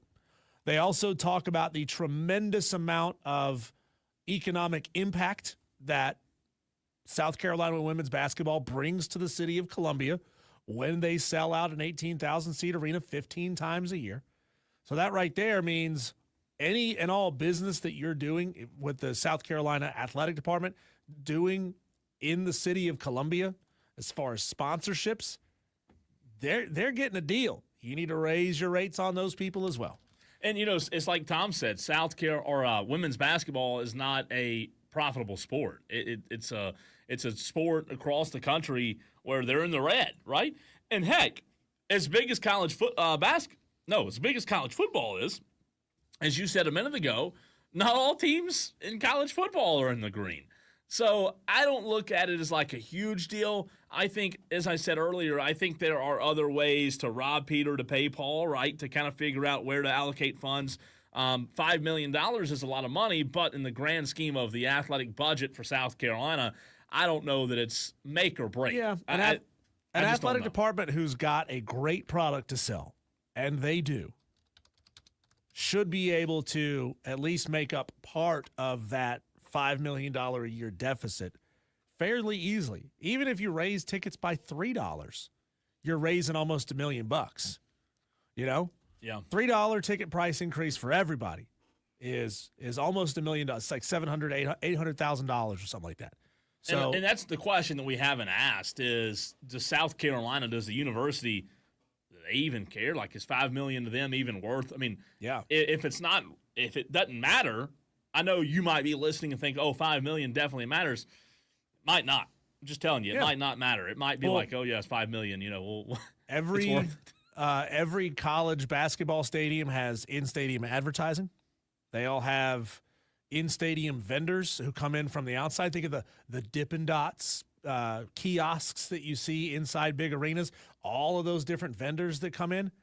Raise your rates on them just a little bit. Boom, there's your $5 million. Now you're at least breaking even. Quick update, Maryland does have South Carolina on the ropes, third quarter, 5:22 to play. Maryland leads the Lady Gamecocks 43-37, and they have been playing well. They've been hitting their shots. Maryland's impressive. I said it a few hours ago, Maryland's a really good team. Right now, the score is 43-37, and Maryland's shooting Diesel 42% from the floor. So they're almost at a 50% clip, not far from it in terms of hitting their shots, 14 of 33, 2 of 8 from three-point line. They're not hitting a lot of threes. However, South Carolina is. South Carolina shooting 40% so far in this game. And bam, was that another one? Was that a two? Okay, it was a deep two. So right now it's after a South Carolina made basket, it's 43-39. This one's going to be good. I think this one might go down into the fourth quarter, but just a quick score and update, and we'll keep you updated on that. But a lot of good games tonight, Diesel, in the Sweet 16. Last night, for those of you that just tuned in and didn't watch, there were 4 really good games. Florida, Duke, Bama, and Texas Tech, all winners last night. Getting the dub, the losers were Arkansas, BYU, Arizona, and Maryland. The bad part is, Diesel, when we talked about this in the 3 o'clock segment, the best game of the night was, I don't know, ending around this morning, probably 11:50. I mean, really, something like that, close to it, very late in the evening. It's sad that game is so late, but it was a really good game between St. John's and Arkansas. By the way, here is what Coach Cal said. If you watch that game, you know that when they got the ball back, he did not call a timeout. Here's what he said after the game in the post-game press conference. Consideration to calling a timeout there? Yeah, but in my career, I let that go.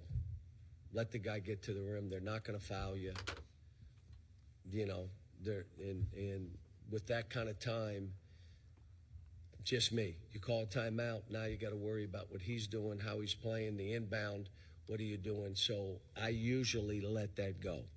Now, because it ended the way it is, I wish I would have called a timeout. But 99% of the time, I let that go. Because now I know what they're doing. They know what we're doing. That's why we did it. I understand that. Coaching strategy. Like, to his point, everybody, the fans, they yell, why would you not use a timeout, right? Why would you go into let the game end without using a timeout? you always want to burn them. That's what the fans say, but you're talking about a coach who is a Hall of Fame coach who said, look, if I call a timeout, I'm going to know what I'm doing, but so are they. Like, it's a double-edged sword there. We have that promo, Cole, not a promo, the Exeter rejoin that says, do you work a 9-to-5 job, but you think you know better than coaches making 100 times your salary? Then you're listening to the right show. Yeah. Right? That's who we are. That's who we are as sports fans, right? Thinking we know better than John Calipari, a Hall of Fame coach. Like, come on. Like he has built a career on this, and here we are criticizing. So 4 games tonight. Diesel beginning at 7:09. Ole Miss, Michigan State. Ole Miss is the 6th. The Michigan State Spartans are the 2. I don't have my bracket with me that we redid. I am pretty sure, though, that I had Michigan State moving on past Ole Miss. And As this did one, I? You did. I think we both did. Michigan State's favored by 3.5 points. That one in Atlanta, Georgia tonight at State Farm Arena. Ole Miss, Michigan State. You have Michigan State advancing? I do. I have Michigan State advancing past Ole Miss, and I actually have them advancing past Auburn in the Elite Eight. Wow, how about that? So Michigan State winners tonight. I'll tell you this. I like Ole Miss. Ole Miss, I think, has been able to get the most out of the guys they have on their team. They have a fantastic head coach. But I do think Michigan State wins tonight. It's a 3.5-point spread. In terms of a play, if I had to play this one, I don't always love taking the favorite, especially if it's more than like a point or two. I think I'd take Michigan State in 3.5 tonight. I think I'd take the Spartans minus 3.5 to cover. I like them to win by like 5. I think it's close. I think it comes down to the line. But give me Michigan State by 5 tonight. And then probably the one that most people look forward to at 7:39, Diesel, Kentucky, Tennessee. The Vols are a 4.5-point favorite. Who do you have winning tonight? I have Tennessee winning this game, and I think it's worth noting, Cole, that I am 4 for 4 in my Sweet 16 picks. I got all 4 of those correct in our redo. And our mulligans. Yeah, I like it. I got Tennessee winning this game. I think Tennessee is going to figure out their 3-point shooting tonight. I think they're going to play good enough defense that it slows Kentucky down, and all they have to do is shoot better than the 22 some odd % they shot in the first 2 matchups against Kentucky. This is going to be a war. This is going to be a battle of the game. Both of these teams play really good defense. That's a Rick Barnes hallmark. If they can just play loose enough offensively to get it going from 3, I think this Tennessee team is going to get past Tennessee, Kentucky is just a great matchup. And you said earlier in the show that Kentucky won both? Correct. In the regular season. And, man, I'll just tell you, that's give me a second, I'll get you the scores of those games. That's intriguing from a standpoint of, do you feel like if you're Kentucky, you know how to beat this Tennessee team? And, look, we've had the conversation before about playing a team 3 times. I don't know. I like Tennessee tonight as well. But I've heard all day from pundits that Kentucky's the play tonight. And again, we have BetMGM on right after us coming up in about 45 minutes. They might have an opinion on it as well. But Diesel, everybody I've heard has said take Kentucky tonight, which scares the crap out of me. Kentucky won the first matchup 78-73. Okay, so close. That game was, that game was in Knoxville. The second game on the road in Lexington for the Vols, that game was 75-64. So a 9-point game. So both of these games have been under 10 points. Kentucky, obviously, they're at Rupp. They get a little bit of extra juice from the fans. So they won that game a little bit easier than the first matchup. But, hey, we were talking about 2 top 15 teams both times they matched up. So this is going to be a war. This really is going to be a good basketball game. I'm thinking about taking Kentucky in the points just to see if they can cover. I do think Tennessee wins, but I think I'm going to take Kentucky in the points tonight. 4.5. If I can tease it to 5.5, I think I like that. 9:39, Michigan, Auburn.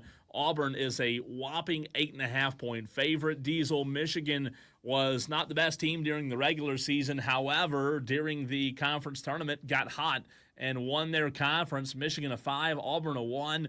Auburn, in my mind, here's what's funny about the tournament. Duke has been, phenomenal. Alabama's been phenomenal. Who else played last night that I'm missing? Florida. Texas Tech. Florida's been phenomenal. They played so. I don't think Auburn's been phenomenal. I know Auburn's a trendy pick to win the national championship. Yeah. I just don't feel like they've been playing phenomenal. Well, Auburn hadn't been tested in this tournament. Michigan has. They beat Texas Tech, a 4 seed, 91-79. So they put up points against a good defense in Texas A&M. I think having been pushed a little bit recently and showing out in a big way in that game, I think that's going to be big for the Michigan Wolverines. But I do have Auburn winning this game. Now, I need Auburn to lose for my original bracket. Because I know a lot of people had Auburn advancing even to the Final Four. So I need them to lose for my original, but in my mulligan bracket, I need Auburn to win. In my original, that's a good question. I think, now I didn't have Auburn obviously winning the whole thing. Where did I have Auburn? Okay, I had Auburn in the Sweet 16 winning. I had them winning in the Elite Eight. I have them losing in the Final Four to Florida. That's where I have Auburn losing. But I wouldn't be surprised. Like, I'll tell you this. If you told me tomorrow morning Michigan beat Auburn, it wouldn't shock me. It really wouldn't. They're not playing. They're a 27-win team. They're not dogs, okay? And 8.5, man, like 8.5 seems like a lot. I think I'd go with the underdog there I'd go again. Michigan to cover. I mean, 8.5's a lot of points. Speaking of 8.5, the 10:09 game tonight, Purdue-Houston. Purdue, not a Cinderella because they're 24-11. They're a brand. People know who Purdue is. But if Purdue were to pull the upset tonight, you might look at Purdue as oh, wow, didn't really expect this. No, none of the pundits, none of those guys, Diesel. The Rothsteins. Yeah, none of them had Purdue making the Elite Eight. I don't know if it'll happen. I still think Houston wins tonight. You going to Houston tonight? I do. Okay. I do. Shout out to the job Matt Painter's done. He lost Zach Edey, and he still gets his team into the Sweet 16. True. No, I didn't think they'd be back there after a year ago, to your point. And then tomorrow, 2 games tomorrow, the Elite Eight, begins tomorrow, Elite Eight Saturday and Sunday. The 2 Saturday matchups have obviously been set, not the Sunday matchups, though. Diesel, Texas Tech tomorrow will play Florida. That game will be at 6:09 tomorrow night. Obviously, we will not be able to preview it because we won't be on the air. Yeah. But Texas Tech, Florida, Alabama, Duke, stop what you're doing. Let me just say this. It doesn't matter what you have planned tomorrow. The reality is, Diesel, tomorrow at 6 and at 8:49, you might watch the best 2 college basketball games you've watched all season long. Cole, I found this stat. They put this on screen during the Florida game yesterday, Florida-Maryland. Now, I know this isn't an exact one-to-one comparison, but they were talking about buzzer beater games. Yeah. Teams are 1-7 in games following buzzer beater victories. And so I wonder, with Texas Tech and that flurry of a comeback, 16-3 run to come back and push that game into overtime, I wonder if that is somewhat equivalent to a buzzer beater win, that crazy comeback. Can they do it again? Can they keep themselves out of a position where they even have to do that against Florida? That's going to be tough. Let's go to the phone lines. And quickly, with about 60 seconds available for him, let's go to the phone lines and bring on from the Bronx, Brother Contreras. Are you there with us? Maybe not. No, maybe. Hang on. Let's put him on hold. Bring him back on. Brother Contreras, can you hear us? I guess not. I guess he's not there. Sorry, pal. We tried to bring you on. Sorry about that, buddy. It is what it is, though. Sorry. I don't know, man. Tonight's games excite me, but tomorrow night's games, don't have any plans tomorrow night unless it's college basketball from 6 to 10. I mean, Texas Tech, Florida, and Bama, Duke. By the way, both games favor the team that's the higher seed by 6.5 points. Florida's favored by 6.5. Duke's favored by 6.5. I can't wait. Quick picks tomorrow. Florida, Texas Tech. I got to ride with the Gators because I picked them. Gators all the way there. Diesel and I both going Gators. I have no. Is there a coin? Bama, Duke. I mean, are you kidding me? Duke's been phenomenal, but last night, Bama, I think they could have beaten, the Golden State Warriors from 2015 last night. Duke wins tomorrow by a score of 306 to 304. I don't know. I mean, right? Duke wins, right? Yeah. Do they? It's going to be another. It's going to be another race to 100. Honestly, it's gonna be a barn burner of a basketball And game. did they score 100 last night, Duke? Duke did. Bama scored 100. Duke scored 100. I don't know, man. I'm picking Duke, but I don't say that with confidence. Bama's just playing at an elite level. They're playing so well. So it's going to be interesting. I cannot wait for tomorrow night. It's going to be a lot of fun. Speaking of elite level, we go to the phone lines next and bring on Aaron Fitt of D1Baseball.com, the editor-in-chief. Not just an editor, but he is the editor to which all other editors bow down. Editor-in-chief of D1Baseball.com. Aaron Fitt next on the Fan Upstate.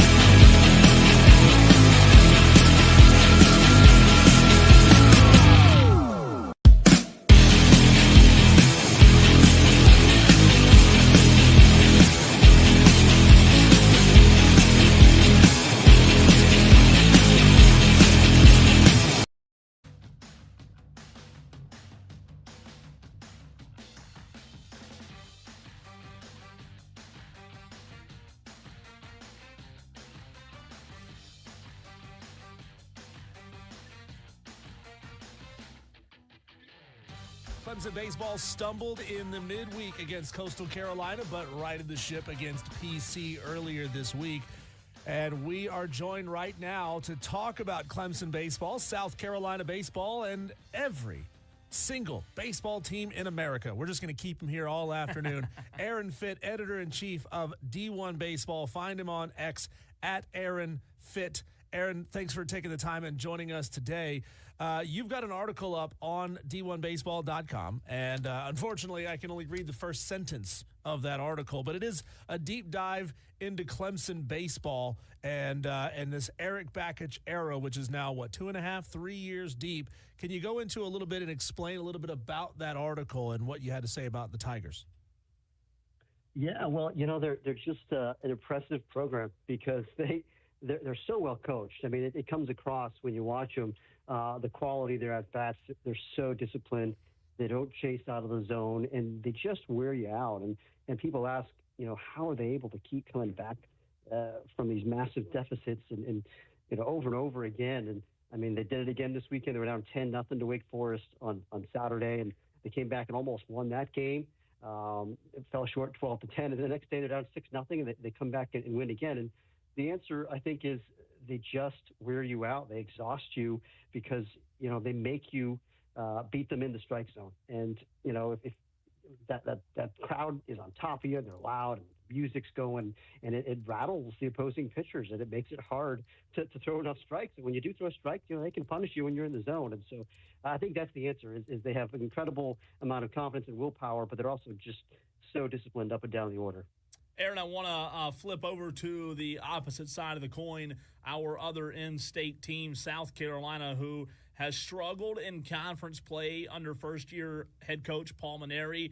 And, boy, if they've struggled this weekend, might seem like a big one, even bigger than it already is, because the number one team, Tennessee Volunteers, 22-2, as of when they were ranked the number one team this season, or this week, rather, comes into Columbia to Founders Park to take on the Gamecocks. Do you feel like South Carolina can actually use this as a measuring stick of where they are, or would you caution South Carolina baseball fans that may be listening and say, look, it's way too early in the Paul Mainieri era to judge this team, especially going up against Tennessee?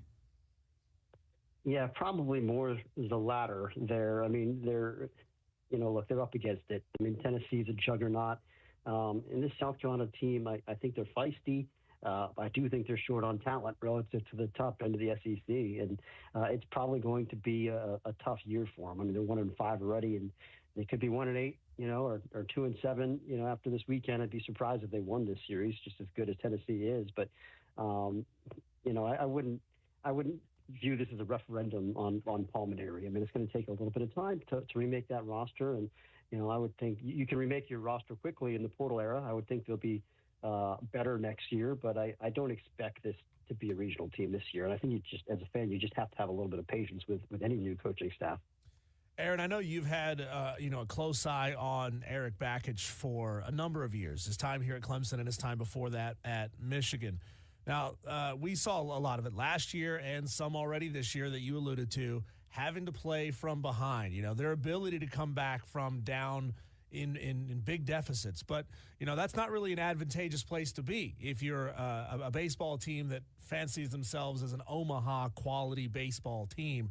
What do you think Eric Bakich needs to do to kind of right that ship? Part of it is starting pitching, giving up a lot of runs early, and part of it is just getting the bats going early. So how do they fix those things? And can you point to any examples, really, of teams that are come-from-behind teams, that's their identity, who have made deep runs and Omaha runs lately? I think you do need to be able to get off to a better start. I mean, it's only so often you can come from behind and without that magic running out on you. And I do think the number one thing is you need to get better starting pitching. Obviously, you've got Aiden Knock, who's an All-American, and that's great on Friday. But the rest of the weekend, I mean, Ethan Darden is a fine weekend guy. I mean, he's usually going to give you a chance to compete. He didn't have a very good outing last week, but I think if you got him in the rotation, whether it's your Saturday or Sunday guy, okay. They need to figure out Sunday, and I think part of that is getting some guys back from injury. I know Talon Bell's is back now. He's worked in the midweek, and that could be, I think, an answer in that Sunday spot. I think Michael Gillen is maybe a couple weeks away. They were really high on him coming into the year, and he's got real good stuff. I mean, mid-90s fastball with a wipeout slider. That can be a guy that can give you some length on a Sunday once he's up and running. Losing Moeller in the preseason, the talented freshman they were really hoping would be a weekend guy, that was a big blow. And they've been able to overcome that so far, but they certainly need to find an answer to that Sunday spot. I think that's the number one thing. When you look at the top 10, Aaron, and you're looking at the Tennessees of the world and the Arkansas of the world, who South Carolina just saw and got to introduce themselves to last weekend, a top 2 team in Georgia, Florida State, Oregon State, and you talk about Clemson being the 6th best team. When you look at the very top, Tennessee obviously coming off of a championship a season ago, how far in your mind do you think Clemson is from the top teams in college baseball? Well, I think the teams at the very top, Tennessee and Arkansas, kind of separate themselves with their starting pitching, and I would even put Florida State in that category as well. I think Florida State's 3 weekend guys are really good. And only one of them is a returnee. I mean, Jamie Arnold, of course, might be the best pitcher in the country, but they did a great job getting 2 new pieces to go with them in Joey Vellini and Wes Mendez, portal guys that have great stuff and have taken a big step forward. And so that's, all these teams I think are very capable in the lineup. Really everybody in the top 10 you look at, there's lots of good position player groups. But it's the starting pitching for me that is a little bit of a separator. I do like Clemson's bullpen. I think they can mix and match with you pretty well. And, obviously Lucas Malstead's a real weapon at the back, and I like Drew Titsworth. And it's kind of a moment of truth guy. It's pretty nasty, that low slot that's 94, 96 with a pretty good slider. So they've got some weapons in the bullpen. It's just maybe that starting pitching is a little short of those very top contenders, but it's a long way to go yet. And I think as Clemson gets healthier, maybe they'll kind of solidify that rotation and they'll be in that very top tier. Aaron, how high are you on the Coastal Carolina Chanticleers? They had been ranked ahead of the Clemson game. They were ranked, I think, number 21. I don't know if it was in your poll, but it was in one of the major polls. They took 2 of 3 against East Carolina, fine baseball team, 2 of 3 on the road against them, tough midweek game against Wake Forest, and then they were on a bit of a tear after that before they ran into Troy, another really good baseball team, and ultimately getting the win at Clemson on Tuesday night. How far can this team realistically go this year? I think they got a good club, and they're just outside our top 25. And as you mentioned, they were ranked last week before they lost that Troy series, but it was a competitive series on the road. Lost 2 out of 3, no problem there. I mean, I think Coastal is better in the rotation than we expected. Riley Eichhoff's a nice veteran piece there, and Cameron Fluke's super talented guy that if he throws enough strikes, he can shut you down. And then Jacob Morrison, going back from injury, has been a nice addition. So you got 3 pretty good weekend starter guys. You've got some length and some depth in the bullpen, some good arms back there that can match up with you. And as always, I mean, they always hit down there. And I don't think this is maybe one of their best offenses they've had, but it's certainly plenty capable. So yeah, I think it's a postseason team. And once you get in the postseason as a 1 or a 2 seed, certainly if you're playing well at the right time, you can get to Omaha. So I think that's the ceiling for Coastal. Aaron, in the state of South Carolina, especially in the upstate where our listeners reside, whether they are South Carolina fans or Clemson fans, their fandom lies with their team, and they probably consume college baseball that pertains to their team. I don't know how much college baseball outside of their team they consume like you do, but when you talk about national storylines, something that our audience may not even know about, what do you think a storyline or 2 are out there nationally, whether it's something on the field or even off the field? Because a lot of times the off-the-field storylines are just as interesting as the on-field storylines, but something our audience and your mind may not be aware of that you think is worth noting when it comes to college baseball in 2025. Well, it's been a little bit of a weird year so far. I mean, the top 2 teams in the preseason top 25, Texas A&M and Virginia, both really struggled. Neither one of them is even in the top 25 right now. A&M is 0-6 in the league. Not great. Virginia's a little bit better than that, but they've also really struggled. And those were the two teams we thought were clear cut the two best teams in the country. I think everyone did. I think in all the rankings they were 1-2, and so that just kind of shows you how unpredictable this stuff still is. Now, it's still a little too early to bury those teams. I think especially Virginia, I really think they're going to right the ship and make a run. But, it's still kind of topsy-turvy. Most of the teams that are currently ranked in the top 10, they're not real big surprises. Maybe Oklahoma at 9, a little surprised, but they had all kinds of talent on the mound. And Auburn at 11, maybe they've overachieved a little bit with kind of a young team. We'll see how much staying power those two teams have. But all the rest of those teams were regarded pretty highly in the preseason and have held their own. But there have been some that have dropped way down, and that to me has been a surprise. And there's always some of those every year. Some teams that it just doesn't come together for them, or some teams that come out of nowhere and establish themselves. And maybe we're still looking for, the really out of nowhere teams. Georgia Tech this weekend that Clemson is playing, that's a team that has been a little bit of a pleasant surprise. 20-4, I think. They're pitching better than they have in a long time. The second-year pitching coach has done a great job down there. Bullpen has been really good. Mason Patel leading the way. It might be the best reliever in the country to this point in the season. So, again, another team like Coastal, they always hit at Georgia Tech every single year. It's just a matter of having enough pitching. And right now, it seems like they might. We'll find out more as they get deeper into ACC play and play better teams. But that's a team that is on our radar as maybe kind of a surprise team this year. Aaron, it's funny you mentioned Georgia Tech there. A quick follow-up. Danny Hall, last year, is he announcing his retirement? Did I hear that right? Yeah, exactly. After the season, he's going to hang it up. After a long coaching career, he's been at Georgia Tech since '94. That first team he took over, and I think they went to the finals in the College World Series with Nomar and Jason Varitek and Jay Payton, one of the great college baseball teams.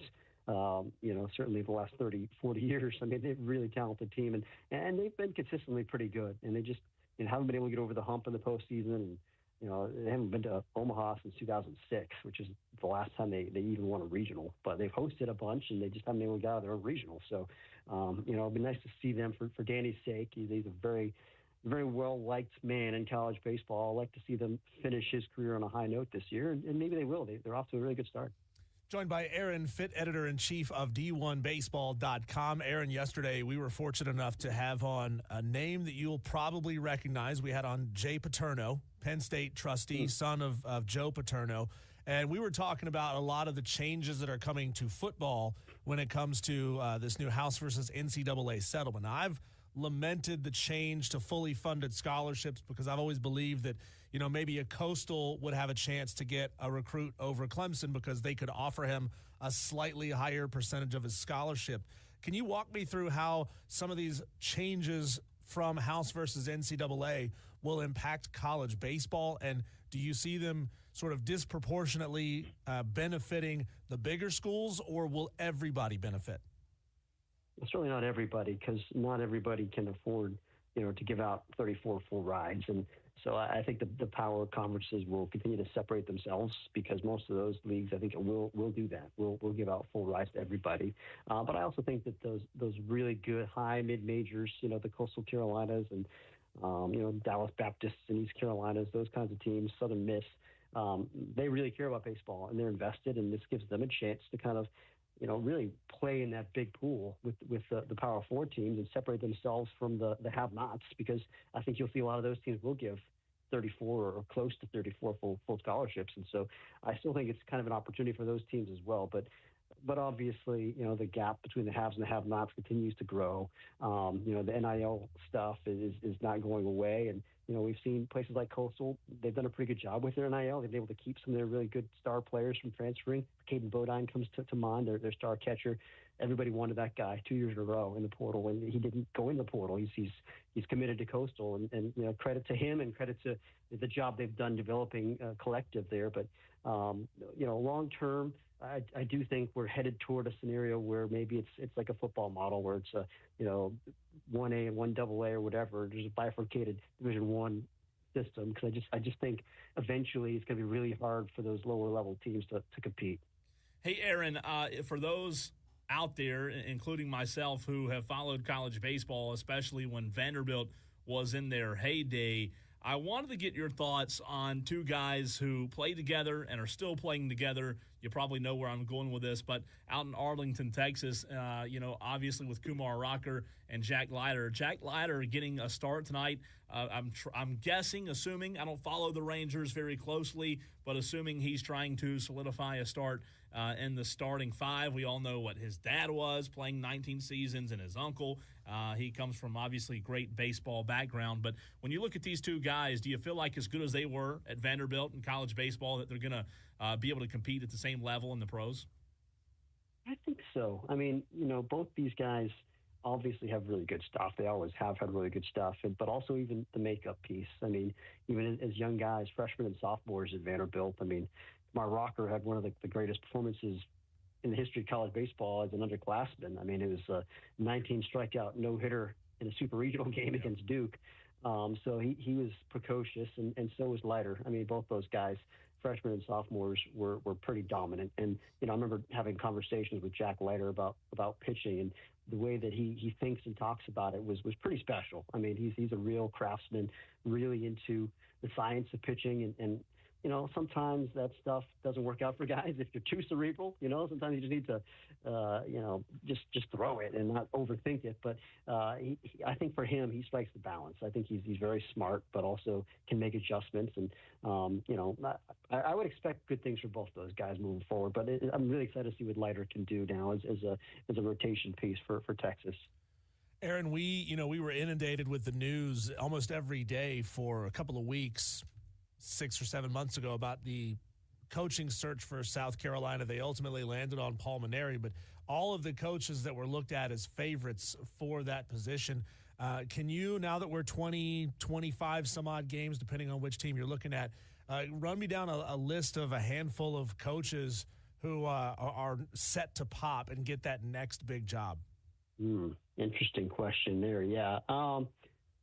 I hadn't really given a whole lot of thought about that, to be honest with you. I mean, there's some rising stars. I think everyone's trying to find the next, hotshot assistant, the next, Sully or Corbin, or those guys who had been high-level assistants and became a superstar head coach. And so I would think you probably would, look at a guy like, I don't know, like a Nolan Kane or a Texas or, somebody like that, one of these really good recruiters. Recruiting is the lifeblood. It still is. So, I mean, I would think probably if you look around the country, Micah Posey at Florida State, he seems like a really sharp guy who did a great job with their pitching staff. I think that's a future head coach. I think certainly even at Clemson, I mean, Nick Schnabel, really like him a lot. Love Jimmy Bellinger, really sharp guy with a ton of charisma. So there's just so much talent in the assistant coaching ranks in the ACC and SEC because they pay well. You can make a really good living. And there have been guys that have left, nice head coaching jobs. Jason Kelly left the head coaching job at University of Washington to become the pitching coach at A&M. We've seen that happen plenty. And so I think probably that's where your next level of star is going to come from, more often than not, rather than an established mid-major head coach. Now, sometimes those guys can work out too, don't get me wrong, but, a lot of times I think the really good ones are the guys that have kind of cut their teeth in the SEC and ACC as top-level assistants. Aaron, as we let you go, where are you this weekend, man? I've got a nice weekend at home for a change. I've been on the road really the last 6 weeks, but we've got Duke and NC State down the road here in Durham. I'm going to see some of that. I may get over to Chapel Hill and see Miami and Wake Forest. I just saw last week. So I probably won't go there, but I'll be bouncing around a little bit here in Tobacco Road. That's awesome, man. We sure do appreciate your time as always, and we love your work and what you do at D1 Baseball. Thanks so much, Aaron. All right, guys. Good talking to you. Aaron Fitt, D1 Baseball. You can check him out, as Diesel said, on Twitter, at Aaron Fitt, SFITT. You will struggle to find college baseball writers across America that are more plugged in and more well-known than Aaron. Encyclopedias in their brains, in their heads. Him, Kendall, Rod, they all do a fantastic job. It's just it's mind-boggling as many teams as they cover. College baseball, Diesel, is not really talked about with most national sports, right? And the way they cover it, it's tremendous. I love it. Tolos, now it's your job to go find him on Twitter. Yes. At Aaron Fitt, F-I-T-T, and give him a follow. I think we should have at least 10 or 15 Tolos go and find Aaron Fitt on Twitter and give him a follow. I 100% agree with you. He'll be Let like, him know, where man. are all these new followers Let coming him know. from? Let him Boom, know. They're coming Let's from do it wire to right wire. now. I like that. Aaron Fitt. That's at Aaron, AARONFITT. Let him know you heard him right here on the Fan Upstate.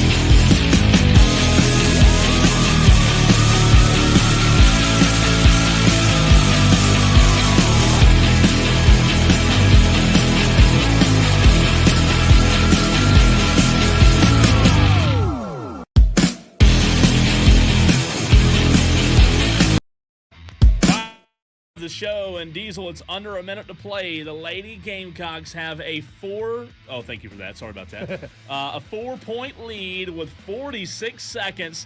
Huge free throw by Chloe Kitts, and then Malaysia Fulwiley to the rim and puts up a shot. She just jacks up a three. No good, but there was a foul called on South Carolina. So they have a 4-point lead with 33 seconds to play. Oh, my word, what a game. The big change in this game was when Maryland's Allie Kubik fouled out of the game. That was big. And South Carolina had been settling for threes for a majority of the middle part of that fourth quarter. They were not getting those threes. And commentary, you and I, Cole, both, all of us said, you got to go inside. All of a sudden, Chloe Kidd starts driving. Full Wiley starts driving, and then bam, they're hitting baskets, and they've retaken the lead. For 4 her to points foul out, man. with 34 seconds to go. 4-point lead for the Gamecocks. And not to be like disrespectful to her, but you cannot foul out in a Sweet 16 game against South Carolina. And they were letting these two teams beat and bang on each other. They weren't calling anything for a while. Finally, they got the whistles out of their pockets, and they started calling legitimate fouls. Man, 36.5 to go. South Carolina leads, again, 64-60. Maryland, I'll tell you this, Maryland's controlled a lot of this game. Yeah. And if they can't win this one, that's going to hurt because they've had their opportunities to go up. They just didn't hit shots in the fourth quarter. This has been an incredible game, but now South Carolina kind of has them right where they want them. Yeah, we should be able to get you a final before our show ends here in just about a minute and a half. I don't know that we'll be around or still on the air by the time they get to coaches' interviews, but it's college basketball. They like to slow things down, and this last 36 and a half seconds might take them 36 and a half minutes to play. Might get home before the game's over. But they're finally inbounding it, and we'll be off the air here in just a few minutes. But what a performance in the fourth quarter by Chloe Kitts. Full Wiley, she had 15. I think she's up to like 19 now. Malaysia Full Wiley, a big game from her. Chloe Kitts has been really good. She scored like the first 8 points of the game, and all of a sudden this ball goes out of bounds. Kitts has 13. Fagan with 5. Let me see if I can get a better. And Fagan's still in the game, I believe. Malaysia Full Wiley has 21 points in this game. She has gone off. She's been gone awesome. off the She's bench, so by good, the way. Man. 21 points off the bench. Joyce Edwards with 6. Tessa Johnson has 7 points in this game. A minute and a half. I was lying. A minute and a half. It took them a minute and a half to play 0.2 seconds of a basketball game. We'll get home before. I hate basketball. We'll see you though. Maybe they can see you pull it on out. Monday. Tolos.